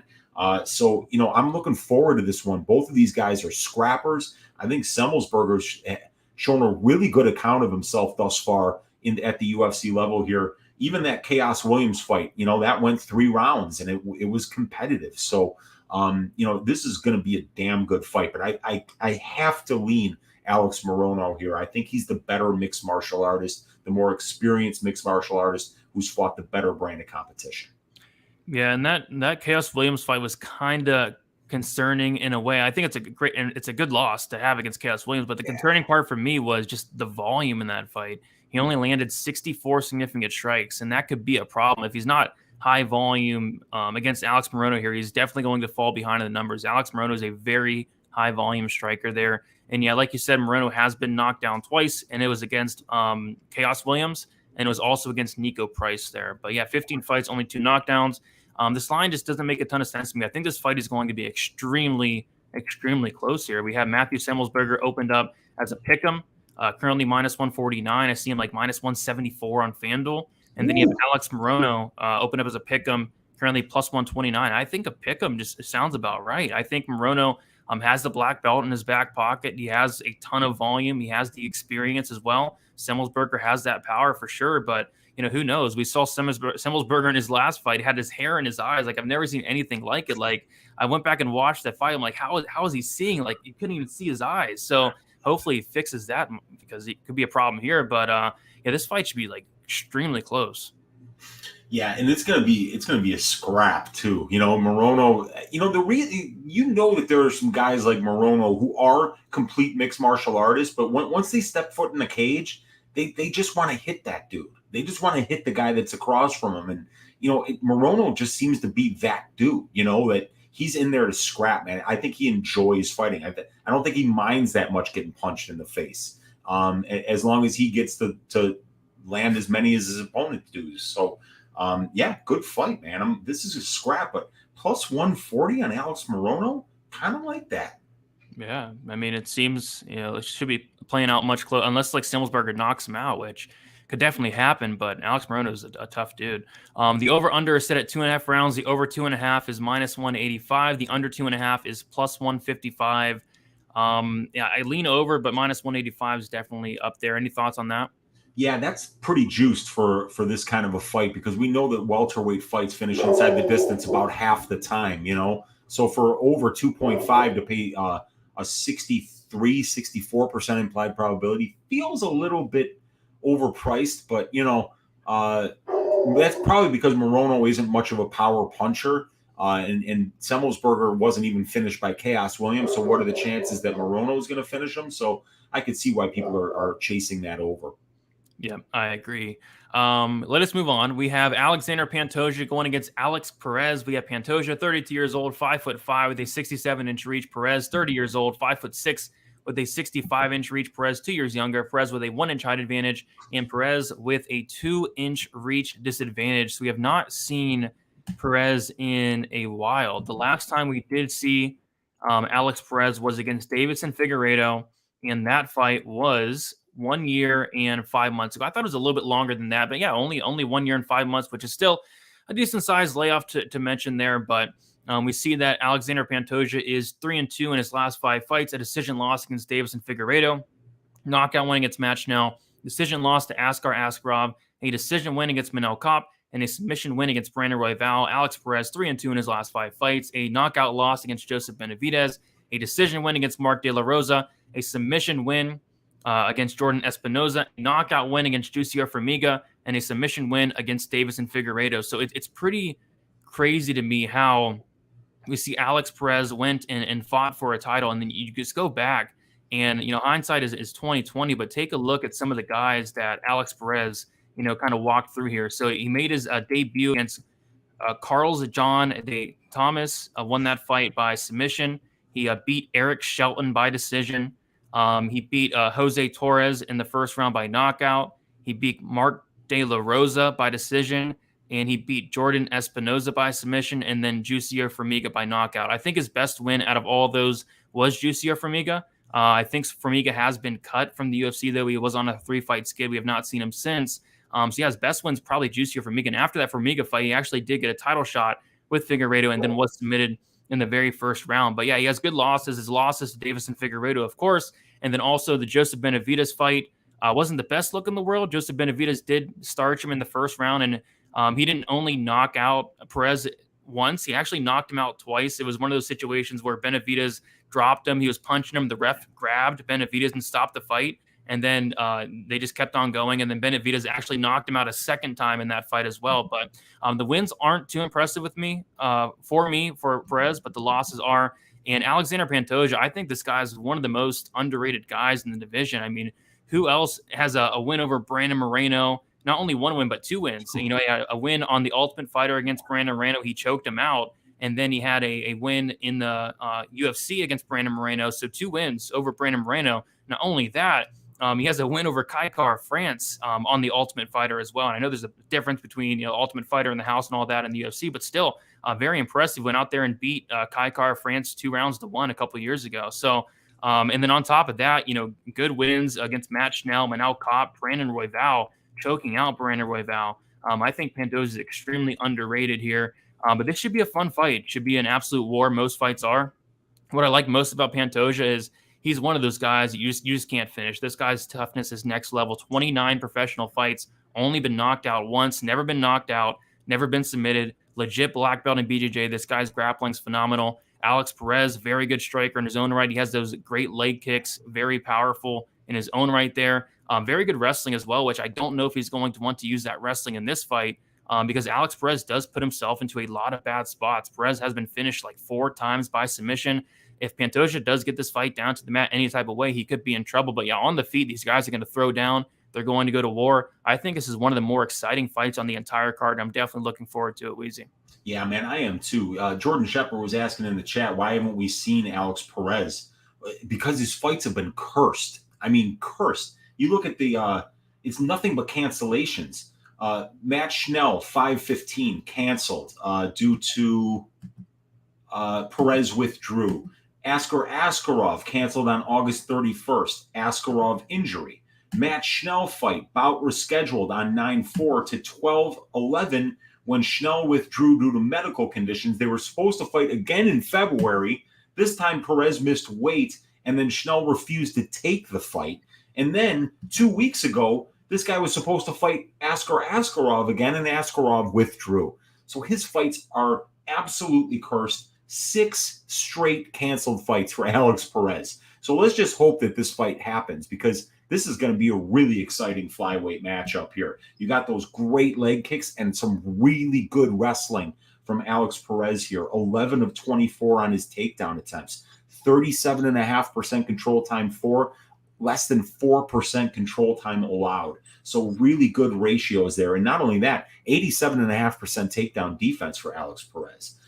Throws a lot more volume than his opponents, lands over 1.5 more significant strikes per minute than his opponents. So everything that we're liking, that we see here for the Perez side, and the grappling and striking numbers are really good. Even 61% striking defense is excellent. And for Pantoja, he lands about 0.9 more significant strikes per minute than he absorbs. He throws over 1 more significant strike attempt per minute than his opponents do. Really nice accuracy. 3 knockdowns in 11 fights. He's only been knocked down once in 11 fights. 55% striking defense is solid, not spectacular, but his grappling numbers are really good too.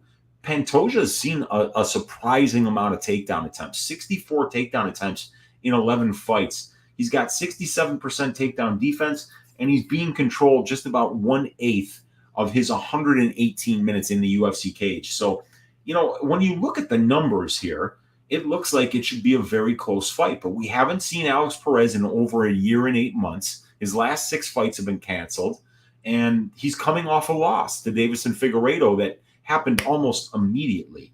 Alex Perez is a great finisher, and he gets finished. Dude has been finished in both of his UFC losses, and he's been finished in 5 of his 6 pro losses. And he's also finishing fights at the UFC level, finishing 5 of his 7 UFC wins and 50% of his 24 pro wins. And Pantoja's got a nice finish rate. He's finished 5 of his 8 UFC wins, and he's never been finished at the UFC level despite facing top-level competition. The strength of schedule leans Pantoja overall. The wins are better for Pantoja, but the losses are actually better for Alex Perez. Gotta love this fight. 2 really talented flyweights here. I just don't know which version of Alex Perez is going to show up here, because he's been finished quickly. He's gotten quick finishes, but we haven't seen him for a while. And it's got to be frustrating for him, because not only is he pulled out of some of these fights, it's also been his opponents that have been pulling out as well. Got to wonder where his head is at right here. I've got to lean Pantoja. I mean, I've got to have a really high opinion of Alexandre Pantoja's opponent in order to be able to pick anybody against Pantoja. Having so much missing information about where Alex Perez is at right now leads me to believe that this has got to be Pantoja's fight to lose. Yeah, I think so as well. I do think it'll play out, fairly close. So I guess one thing that I noticed was on paper, Perez does have an 87% takedown defense, but a lot of those were like earlier in the UFC career. Against Kevin Gray on the Contender Series, Kevin Gray was 0 for 2. Against Carlos Johns de Thomas, De Thomas was 0 for 2 as well. And then against Eric Shelton, Shelton was 0 for 2. And then Joseph Benavidez was 1 for 2. Other than that, Torres didn't try to take him down. De La Rosa didn't. Espinoza didn't. Formiga didn't. And obviously Figueiredo didn't. So nobody like of the caliber of Pantoja has tried to take him down. I'd be curious to see if Pantoja does get him down. Like, Pantoja is no joke on the mat, but yeah, I do lean towards Pantoja as well, but a bet that I really am going to be looking out for this week is going to be the finish only. The scorecards equals no action for Pantoja. Perez has been finished a ton. He has been finished, 4 times by submission, once by knockout, been finished in 5 of his 6 losses. Pantoja never finished in 29 fights. Pantoja a 71% finish rate, 33% by knockout, 38% by submission, and then Perez has about a 50% finish rate there. So I think the scorecards equals no action could be a decent way to play Pantoja here. We take a look at the money line. Pantoja is a favorite. He opened up minus 275. Wow. That got smashed. He went all the way to like minus 115, and then he's back to minus 161 here. Alex Perez opened up as a plus 235 dog and currently plus 141 there. So yeah, they opened up Pantoja as a massive favorite. The over-under is set at 2.5 rounds. The over 2.5 minus 140. The under 2.5 rounds is plus 110. The time props are kind of tricky for me because I just really struggle to see Perez is not going to submit Pantoja. I think it would have to be a knockout, and even that I just don't really see happening. So I think if there is a finish, it is going to be on the Pantoja side, maybe a Pantoja by submission. But yeah, time props are kind of tricky on this one for me. Yeah, they're definitely tricky because Perez has been finished so often. But yeah, I like what you're saying here. Pantoja's got legendary toughness, and Perez doesn't.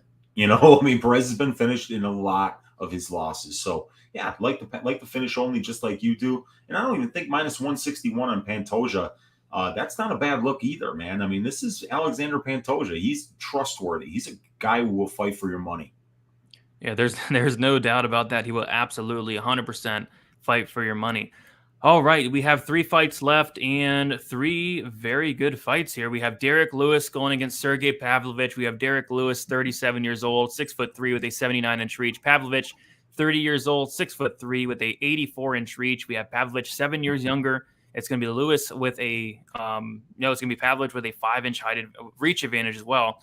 We see that Derrick Lewis is 3-2 in his last 5 fights, a knockout win against Alexei Oleinik, a knockout win against Curtis Blades, a knockout loss against Cyril Gane, a knockout win against Chris Dawkins, and then a knockout loss against Tai Tuivasa. Sergei Pavlovich, 4-1 in his last 5 fights, made his debut against Alistair Overeem a while ago at this point, lost that fight by TKO, and then he knocked out Marcelo Goma in the first round, knocked out Maurice Green in the first round, and he knocked out the very handsome Shamil Abdurakhimov in the first round as well. Weezy, we've broken down Derrick Lewis fights time and time again. He's a very unique fighter to break down, right? Because he's a guy that's going to be losing every second of the fight for the most part, up until he lands that one big shot.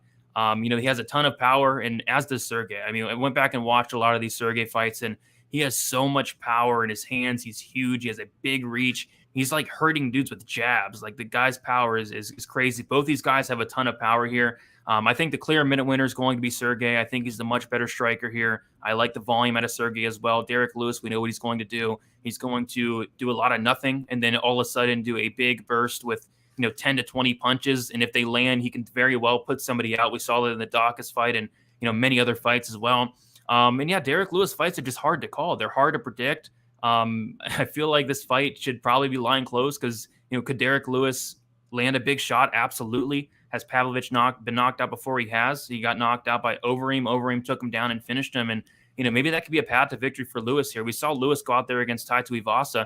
He actually attempted like 3 or 4 takedowns in that fight. If he does take down Pavlovich and gets on top, it could be some trouble here. But I think I lean more on the much younger Pavlovich here. I'm pretty high on this guy. I think he's very good. He's powerful. He's dangerous. He's going to be the minute winner. And I think he does knock out Derrick Lewis, but I will never count Derrick Lewis out of any fight against anybody. I mean, he's live against anybody in the division. We saw in the Curtis Blades fight, Blades was like minus 400, and Derrick Lewis almost killed him. So I like Pavlovich here. I don't know if I'll be placing a bet on the money line there. I think the time props will be interesting, but I say Pavlovich knocks out Derrick Lewis, but you will not see me counting out somebody with Derrick Lewis's power.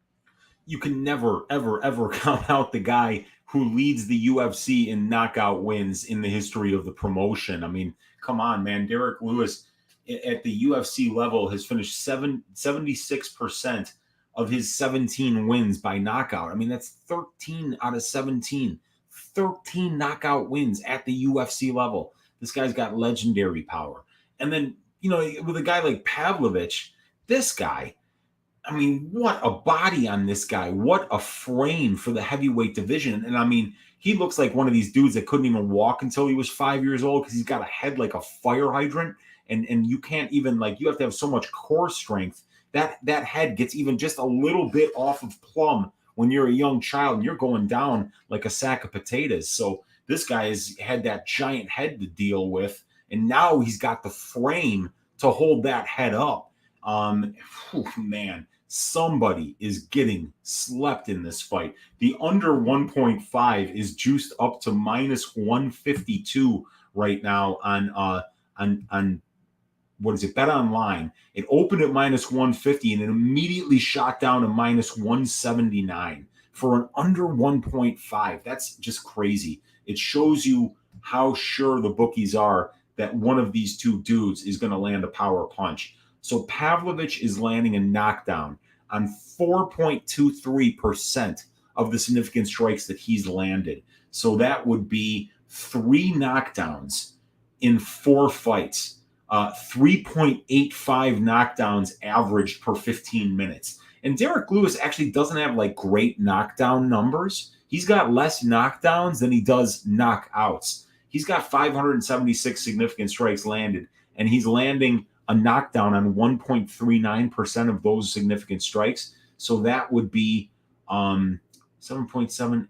So it would be 9 knockdowns, but that's in 24 fights. So this guy doesn't even necessarily need a knockdown. Sometimes he just hits somebody so hard they bounce up against the cage, and then the ref just stops it because, you know, both of these guys have fists like canned hams, and if they hit you, they hit you square, you're going to sleep. So I, like you, Brady, I'm going to lean with the 7 years younger Pavlovich, with the guy with the 5-inch reach advantage here, and a guy who has been knocked out once. But let's face it, Derrick Lewis has been knocked out in 67% of his overall losses. So 6 knockouts as a pro, and he's been finished in 100% of his UFC losses. So, you know, it's about who lands the first big punch. So I got to go with Pavlovich here. But where's the money line on this one?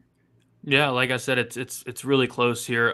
Pavlovich opened up as a minus 105. Pick'em basically is currently minus 115. Derrick Lewis opened at minus 115. He's minus 105. And you see other books here, minus 120 for Lewis, minus 106 for Pavlovich. I see a plus 100 for Pavlovich out there on DraftKings. So, yeah, it's lying fairly close, and as it should be. I mean, can you really be confident in who's going to win this fight? I'm not. I think, like you said, whoever wins the big shot, lands the big shot first, the other guy goes down. Flip a coin for me. So I think a pick'em's about right. I guess you could argue Pavlovich should be the favorite because he's going to be the minute winner, but Derrick Lewis doesn't need to win minutes to win fights. That's for sure. He does. You said it so perfectly. He absolutely does not need to win any minutes in order to win a fight. It's just one moment. That's all it takes. So, yeah, how can you really be sure in his side? You can be sure that this fight is going to finish inside the distance, but you're probably going to have to pay up so much for it. It might be unbettable. So this one might be one we just sit back and watch because you're kind of flipping a coin on whoever lands the first big shot. And you're probably going to have to, I mean, what fight doesn't go to decision going to open here? What, minus 500? Yeah, you never know. I mean, it looks like money is coming in on that over 2.5. The over 2.5 is over 1.5. 1.5, yeah. Over 1.5 is plus 122. Under 1.5 is minus 152. Yeah, we'll see where that under 1.5 go. I wouldn't mind like the under 1.5 rounds. 7.5 minutes is a long time with these two. So maybe if money keeps coming on that over, I'll take a look at the under. But yeah, I think the fight doesn't get the decision should be like something crazy and probably unbettable if they are smart here. So, but yeah, should be a fun fight. Definitely looking forward to it. I'll lean with Pavlovich, but not with a ton of confidence. All right, we have 2 fights left: the co-main event and then the main event. Brandon Moreno, Kai France, the interim title here. Brandon Moreno is 28 years old, 5'7" with a 70-inch reach. Kai France, 29 years old, 5'4" with a 69-inch reach. Moreno 1 year younger.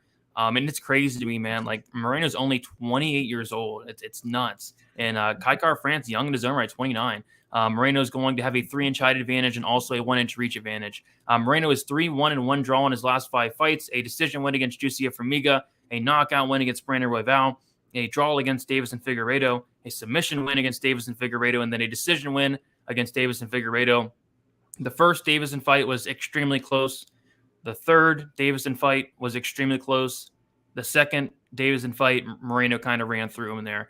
But yeah, Kai France is 4-1 in his last 5 fights. A decision win against Tyson Nam, submission loss against Brandon Royval, a knockout win against Bontarin Garbrandt, and then a decision win against Askar. Askarov is a pretty big underdog here. So, Yeah, this should be a fun fight, Weezy. This is actually a rematch. Brandon Moreno and Kai Kara France did fight before. I want to say off the top of my head, like 2017, 2018, a couple of years ago, and Brandon Moreno was able to win that decision. But a lot has changed for really both guys. I see a lot of improvements in Brandon Moreno and Kai Kara France as well. Kai Kara France has been on an absolute tear. His last 3 fights looking phenomenal, and Moreno's last 3 fights were against the champion in Davis and Figueiredo. So it should be a very fun fight here, as most Kai Kara France and Brandon Moreno fights are, and I'm definitely looking forward to hearing your thoughts on this one. Yeah, this is a great fight. And I mean, what's really exciting about both of these guys is they're both on the right side of 30 years old. And Brandon Moreno has 27 pro fights, and Kai Kara France has 34 pro fights. So both of these guys, for young men, are incredibly experienced. And even though Kara France has 7 more fights than Moreno, it's Moreno who's got about 25 more minutes in the pro cage. He's got 3 more UFC fights, and he's got about 70 more minutes in the UFC cage. Both of these guys are good finishers, but Moreno's been the better finisher at the UFC level and overall, and he's also been the far more durable guy. I don't think anybody's ever finishing Brandon Moreno. The guy is just ridiculously durable.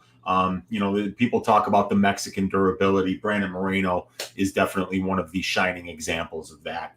Kai Kara France has been finished in 1 of his 2 UFC losses and in 5 of his 9 pro losses. But the pro losses inside the distance were a long time ago, as Kai Kara France has an 11-and-a-half-year career, which means he started fighting probably at the age of 17 or 18 as a pro.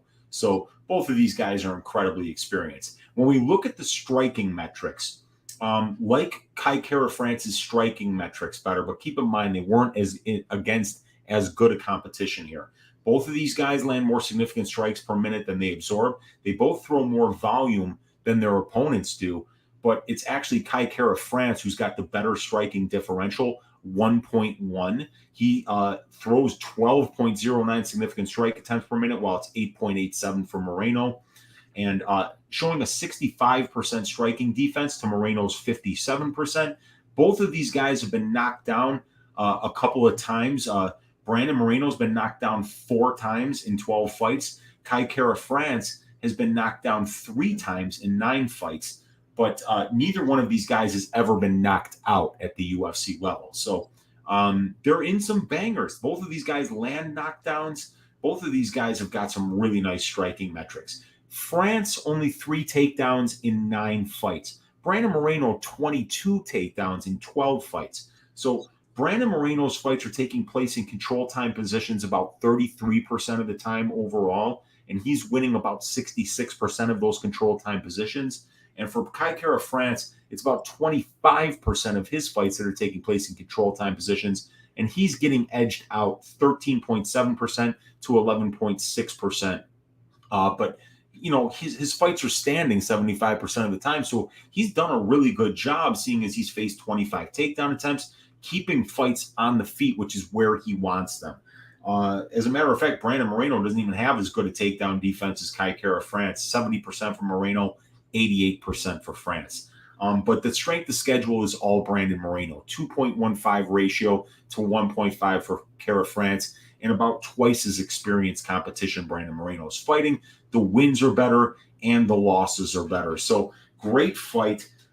Think Moreno's just a little bit better all around with being able to get some takedowns. I love his Brazilian jiu-jitsu. He's very tricky there. And Kai Kara France is just an absolute scrapper who, like you said, Brady, is just getting better every time we see him. And right now he's on such a roll that it's kind of hard to believe, as much as I like Moreno in this spot, that he's a minus 200, 210 favorite here against the guy in Kai Kara France who's been really good lately. Yeah, and I don't know if I agree with this line, man. I mean, Kai Kara France in his last fight against Askar Askarov, which a lot of people were very high on Askar Askarov, and I was as well. I thought this guy was the real deal. Stuffing 12 out of 14 takedowns was very, very impressive to me. And yeah, like you said, in his entire career, he is stuffing takedowns at an 86% rate. I mean, 86% takedown defense is phenomenal. So what happens if Brandon Moreno is not able to take down Kai Kara France? And what happens if this fight is on the feet for 15 minutes? And you take a look at their first fight against Brandon Moreno, Kai Kara France, and in that fight, Moreno actually attempted 0 takedowns. 0 takedowns. There were 0 seconds of control time. And in that fight, Brandon Moreno did outland Kai Kara-France 91-82. The first round was very competitive. Pretty much every round was competitive for the most part, honestly. It was a competitive fight. So, I mean, I think this fight does play out a lot closer than this line does indicate. Moreno opened up as a -160 favorite. He's currently -192. Kai Kara-France opened up +140. He's currently +167. What I like about Kai Kara-France is he really does believe in himself. I heard some interviews with Kai Kara-France. He really, truly believes that this is a winnable fight for him, and I think it definitely could be. I think this fight plays out super close, 5-round banger. I kind of lean, especially with the odds, I kind of lean with the dog here and Kai Kara-France, honestly. I just don't know if Brandon Moreno will be able to take down Kai Kara-France here. And like I said in the first fight, Brandon Moreno didn't even attempt a takedown. So, yeah, I think this fight plays out a lot closer than the line does indicate, Weezy. Yeah, it's such a good fight. And both of these guys are both so talented and both so good at getting fights to where they want them to be, or keeping fights where they want to be in Kai Kara-France's case with, stuffing 22 or 25 takedowns. So I can see the reason for betting both sides. For instance, if you're on that Moreno side and you're laying juice, you're saying, look, this guy's a former champion. He's had 3 straight fights against Davis and Figueiredo, so this is a step down in competition. The strength of schedule is better. He's a very good boxer, and he's probably the more likely guy to win minutes in the grappling. And if you're on the Kai Kara-France side, you're saying this guy's actually got more fights. He's got a ton of power, man. I mean, landing 6 knockdowns in 9 fights is something that you simply can't ignore. And 65% striking defense, 88% takedown defense. You're probably saying to yourself, hey, if he keeps this fight standing, he's going to look a lot better than +180. So there's really good reasons to be on both sides here. So this is a fantastic fight. It definitely is a good fight. It's going to be so much fun. The fight goes to decision is -165. The fight doesn't go to decision, +135. Over under is set at 4.5 rounds. The over 4.5 is -155. Under 4.5 rounds is +125. I do lean towards this one going to decision. I think there could be a couple knockdowns mixed in there, but I do lean this fight going the distance. Absolutely, especially with Brandon Moreno having that legendary durability. What do we got there for Fight Goes is actually plus money. Plus 135 on 5 dimes, but that's 5 dimes, the king of the sports books, which I don't have access to. But even like an over 3.5 is -215. That's not terrible. Yeah, it's an interesting fight. Yep, it definitely is. Jack's asking if we can do the Contender Series. Yeah, so I will be with Lou tomorrow on the MMA Engine doing a Contender Series show at 7 before the Die Hard MMA podcast. And then I'm also going to do a short upload on my channel, DFS by the Numbers, for the Contender Series. So don't worry, we got you covered there as well.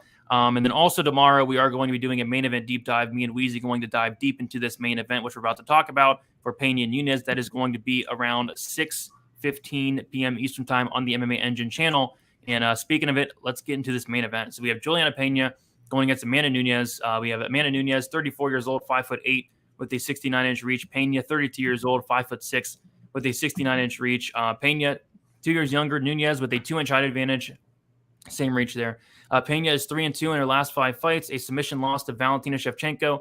A decision win against Nico Montano. A submission loss to GDR. A submission win against Sarah McMahon. And a submission win against Amanda Nunes. Nunes, 4-1 in her last 5 fights. A knockout win against Holly Holm. Decision win against GDR. A decision win against Spencer. A submission win against Megan Anderson. And then a submission loss against Julianna Pena. And this fight's tough for me to call because you go and you look at all the stats, right? All the stats are in favor of Amanda Nunes, every single one for the most part. And then you go and watch the tape. Everything's in favor of Amanda Nunes. Amanda Nunes is better everywhere and better by a mile. You go and watch their last fight. Amanda Nunes is making it look easy in the first round, and then the second round starts, and she just kind of falls off a cliff there. So I think Nunes is better everywhere and better everywhere by a mile. It's just, I kind of question the mentality of Nunes at this point. She's a mom now. I question the cardio of Nunes, which is weird to say because we have seen her go 5 rounds prior to her last fight. But in the Peña fight, like, she slowed down massively in the second round. And then she got submitted in the second round by Julianna Pena. So although I think Nunes is better everywhere by a mile, I think all the stats line up for her as well. I just have a really big problem still laying minus 300 on Nunes here. And I think Peña is going to be a super popular dog. I already see a ton of money pouring in on Peña, so maybe that line does close up. But I think if we get the best version of Nunes, if she's motivated for this fight, if she shows up, if she has 5 rounds of cardio, I think she runs through Julianna Pena, no problem. It's just I don't know if I can trust Nunes at this point of her career, which is weird to say. I mean, she was like minus 800, minus 900 against Peña in her last fight. Peña's been finished a ton. She's been submitted a lot. She got submitted by GDR. Nunes should go out here and finish her, but what happens if this fight does get extended again? Julianna Pena, she has that dog in her where I'm questioning if Nunes still has that dog in her. So was it a one-off? Was Nunes hurt? There were rumors, and Nunes said herself that she was going in there dealing with injuries. She did have COVID. So there were a lot of things going on with Nunes. So was it a one-off? I kind of think so, but am I going to run to the window to lay minus 300 on Nunes at this point? No. If it does come down, I'll definitely think about it because I ran through the numbers. I watched the tape, and Nunes should absolutely smash Peña. It's just I don't know if I could trust her at this point. So, Weezy, we're going to get into the numbers here, and they're all going to favor Nunes, but it's more of like the narrative for me. Like, I don't know if I can trust Nunes at this point. So I'm curious to hear your thoughts on this main event here. Yeah, you look at that last fight and you're like, man, that pace was crazy that both of these ladies set, and it just became clear that Peña was better suited for that pace. And I think what the major issue about that last fight was, why so many people didn't see it coming, was there was one piece of information out there that I said was the biggest piece of information if you were gonna fade Nunes. Now, I did not fade Nunes. I was nowhere close to fading Nunes. I just don't want to make it look like I'm trying to sound like I saw this coming, because I didn't. But Amanda Nunes hadn't weighed in at 135 pounds for 2 years when we saw her fight Julianna Pena last. She'd been fighting up at 145 and defending that belt. Didn't have to worry about that weight cut. Those weight cuts get harder and harder as you get older. And that might have been the deciding factor in that fight, is that Julianna Pena's always fought at 135. That's her weight class. She never had to worry about cutting more weight than she was used to.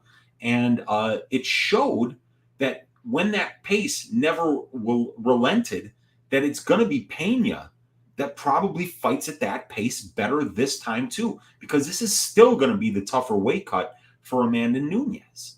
But you mentioned it, right? I mean, Amanda Nunes, 11 more pro fights, 7 more fights at the UFC level, over 100 more minutes in the pro cage, over 50 more minutes in the UFC cage. Just a savage finish rate at the UFC level, 71%. But she's been finished in 4 of her 5 pro losses. That's something you really don't expect when you hear Amanda Nunes, that she's getting finished 100% of the time at the UFC level and 4 out of 5 times in her pro career.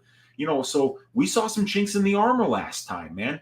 Julianna Pena was not afraid of her. It kind of reminded me of Chris Weidman against Anderson Silva, when I was like, it doesn't look like Weidman's afraid of this guy.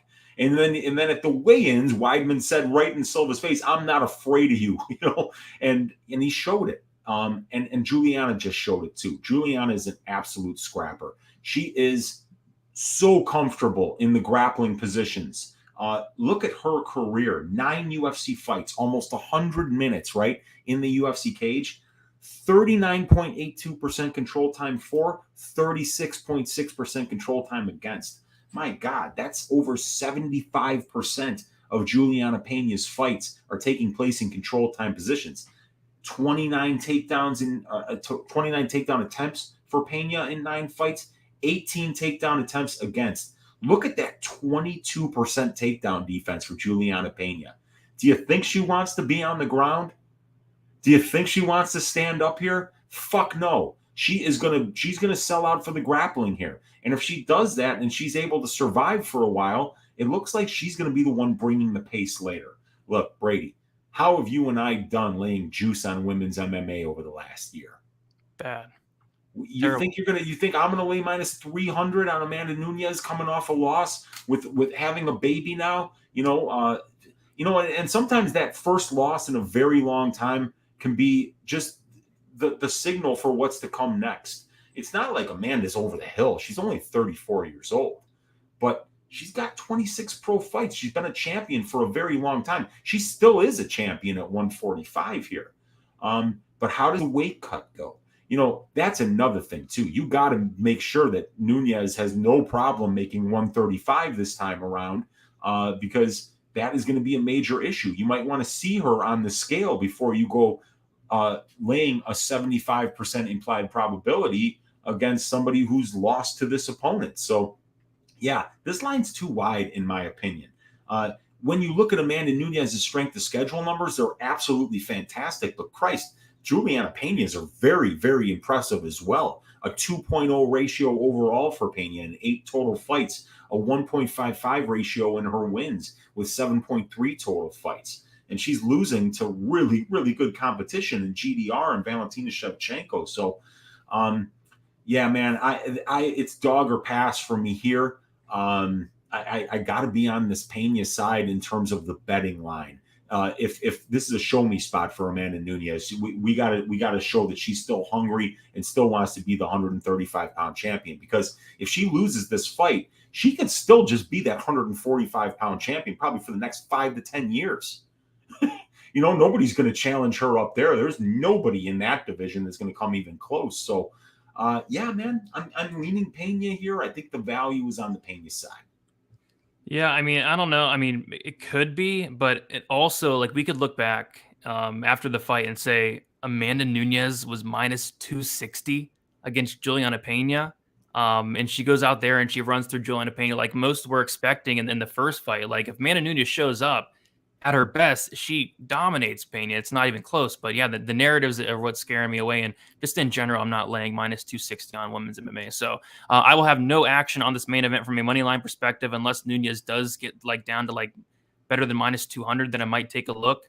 But as I'm just going to pass on this fight. My wife is a big Amanda Nunes fan, and she was pretty upset when I told her that I'm picking Nunes, but not too confident. And she was like, "So you have confidence in Julianna Penis?" And I was like, it's Peña. At least she's like somewhat paying attention.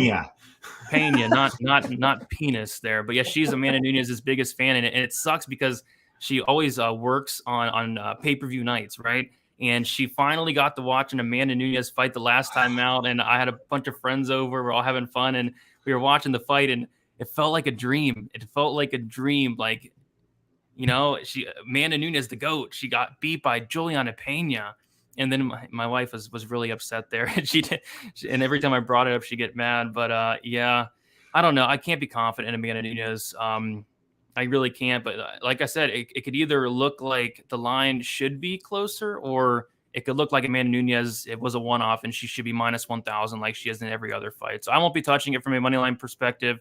The props are interesting, though. They have the fight goes to decision plus 170. The fight doesn't go to decision is minus 215. Peña said it herself in an interview. I forget who did the interview, but Peña was talking about how she doesn't like going to decision. She wants to go in there and go to war, and her numbers kind of reflect that. Julianna Pena, a 73% finish rate, and she has been finished in 3 of her 4 losses. And Amanda Nunes, an 81% finish rate, and she has been finished in 4 of her 5 losses. So a combined, was that 5, 8, 9, and a combined 9 losses, 7 of 9 inside the distance. The fight doesn't go around minus 215. And then the over-under is set at 2.5 rounds. The over 2.5 minus 110. The under 2.5 rounds is minus 120. Somebody in the chat said the over 2.5 is a lock. I don't know about that because Peña is going to bring it. Peña is going to push a pace, and Peña is going to make Amanda Nunes work. Peña is going to make this so, like, if this fight does get extended, you know, maybe Nunes does slow down again. So I'm kind of leaning the fight doesn't go to decision. If anything, I think that covers both sides. I think it covers a Nunes early finish. And I think Peña, if this fight does get extended, you know, 3, 4, 5, especially, she's going to be very live. Any thoughts on the over-unders or the fight goes or doesn't go? Yeah, this is very juiced for a fight doesn't go to decision. I mean, think about this, right? Where did Curtis Blades versus Tom Aspinall fight doesn't go to decision fucking open? Minus 168. And where did this open? For a women's 135-pound fight? Minus 185. Man, see, there you go, man. I mean, like, you might think that this fight's going to finish inside the distance, and that's fine. I agree with you. But don't think that you're not overpaying for this because the benchmark, I would have to look at my spreadsheet, but the benchmark for women's 135-pound fights that are 5 rounds finishing inside the distance, I don't think it's any more than 60%. So just on that benchmark, minus 150, you're paying minus 240 right now on Bet Rivers. Yikes, that's a little bit wide, but I see why people would bet that, especially the way the last fight went, as dominant as Amanda Nunes has been, and as often as both of these ladies have been finished inside the distance. It feels like a good bet. However, I'm just saying, against the benchmarks, you're going to have to pay up for violence in this main event spot. Yeah, I thought the 5-round analytics for the Bantamweight were much higher. I remember that we talked about the Holly Holm fight. Wasn't it like 68%, something like that finishing? I'm going to have to look. I could actually, why don't you shout out the chat here for a second? Yeah, and good time, because I do have a dono here, and if I got to pull it up there we go. We have Adrian. It's not coming up. 1 second, guys. I can't even find it. Adrian, I see you. I see the dono. I wish I could pull it up, but it's not even showing up. Must have been a long time ago. Oh, there it is. Appreciate you, Adrian. Adrian saying long time no see. Thank you for the $10 dono. It does mean a lot. Do also want to shout out the chat. We are about 2 hours in here. We got Jordan hanging out. Sorry about earlier, Jordan. I saw the chat was giving you a hard time there. Buffalo on the beat. We got AO. We got Labyrinth UFC breakdown. What is up, guys? Appreciate you all hanging out. Justin, yeah, a lot of people are liking the overs in the fight goes, and yeah, I could see it. I don't think I'll have a bet on this fight unless like these lines drastically move. Nothing's really sticking out here. The fight, the Nunes inside the distance minus 125, Peña inside the distance plus 485. My goodness, Penis by decision plus 525, and Nunes by decision plus 325. You figure out those 5 rounds yet? 16 of 20. So wait, did the last fight go? Which one was that? The home fight. So the home fight did go to decision, right? Yes. Okay. Oh, I have that here. All right. So that was 16 out of 22 actually have finished inside the distance. 73%. So now, okay, so I was wrong. For some, I must have been looking at the 125s the last time. I think that might have been what the main event was most recently, and I had that number mixed up. But yeah, I've got it right in front of me. 22 5-round bantamweight fights in the women's division that were 5 rounds, and 16 of them have finished inside the distance. So the implied probability of the line that we're looking at right now at minus 240, sitting around 71%. So it's priced appropriately right here. So if you want to parlay that, maybe hit it now before it juices anymore. But it's actually bettable according to the benchmark. Yeah, and that's the worst line out there. The best line is minus 215. Yeah, I think, I don't know, maybe more money will come in on the fight goes. I see a lot of people on that. I kind of lean violence, but I'm not betting it at anything worse than minus 200. That's for sure. Yeah. But yeah, tough main event to call, which is crazy. It's tough not having a ton of confidence in Nunes. She's been so dominant, but I do have some question marks on the narrative side. So, yeah, Weezy, we did it. We broke down 13 fights. Any final thoughts? And then also let the people know where they can find you and what you have going on for this week. Final thoughts on this card is that I think there's a lot of great fights, and I'm going to be looking at time props in particular for this particular card. But in terms of where you guys can find me, right here on Pub Sports Radio every Sunday for Stat Diggers, every Wednesday for the DFS show with Brady, with Monk Maddox, and with our guy Gordo, and every Saturday for the watch along from here on out, now that my social schedule is starting to free up a little bit, Brady. And then you can also find me on my YouTube channel, Uncle Weezy, every Tuesday night, 10 o'clock Central Time for Just the Tip with Uncle Weezy. We'll break down all 13 of these fights from a stats and tape study perspective. We'll finish with Uncle Weezy's ass shaving of the week, give you a greasy 4-leg parlay. 3 of the 4 legs cashed last week. Molly McCann could have just won by decision instead of knockout. We would have been styling. But and then you can also check me out on the MMA Engine YouTube channel. Brady and I will be doing a main event breakdown there tomorrow. Brady will be doing the Contender Series content there with Lou Betya, and then we'll do probability, Brady. Whenever you're done with the Contender Series stuff, we'll figure out what time to start that and let everybody know what we got for data-driven angles on time props. Yes, sir. Lots of stuff going on. Weezy said tomorrow, the main event deep dive, that's going to be 6:15 p.m. Eastern time. The Contender Series breakdown with me and Lou, that's going to be 7 o'clock p.m. Eastern time before the Die Hard podcast. Will be about 20, 30 minutes, if that. And then I'll be posting on my own video on my channel for Dana White's Contender Series. We have 8 weeks in a row of it, I believe. And then probability tomorrow after the Die Hard MMA podcast. So yeah, lots going on Monday. It's gonna be a busy Monday there. But yeah, guys, leave a like, subscribe, check me out on Twitter, DFS_numbers, Instagram, DFS by the numbers. Lots of content coming out through the week. And yeah, guys, best of luck for UFC 277. Maybe not the most high-level card, especially those prelims, but that main card I think will deliver and I think will be very fun. So that is about it, guys. See you later, and best of luck for UFC 277.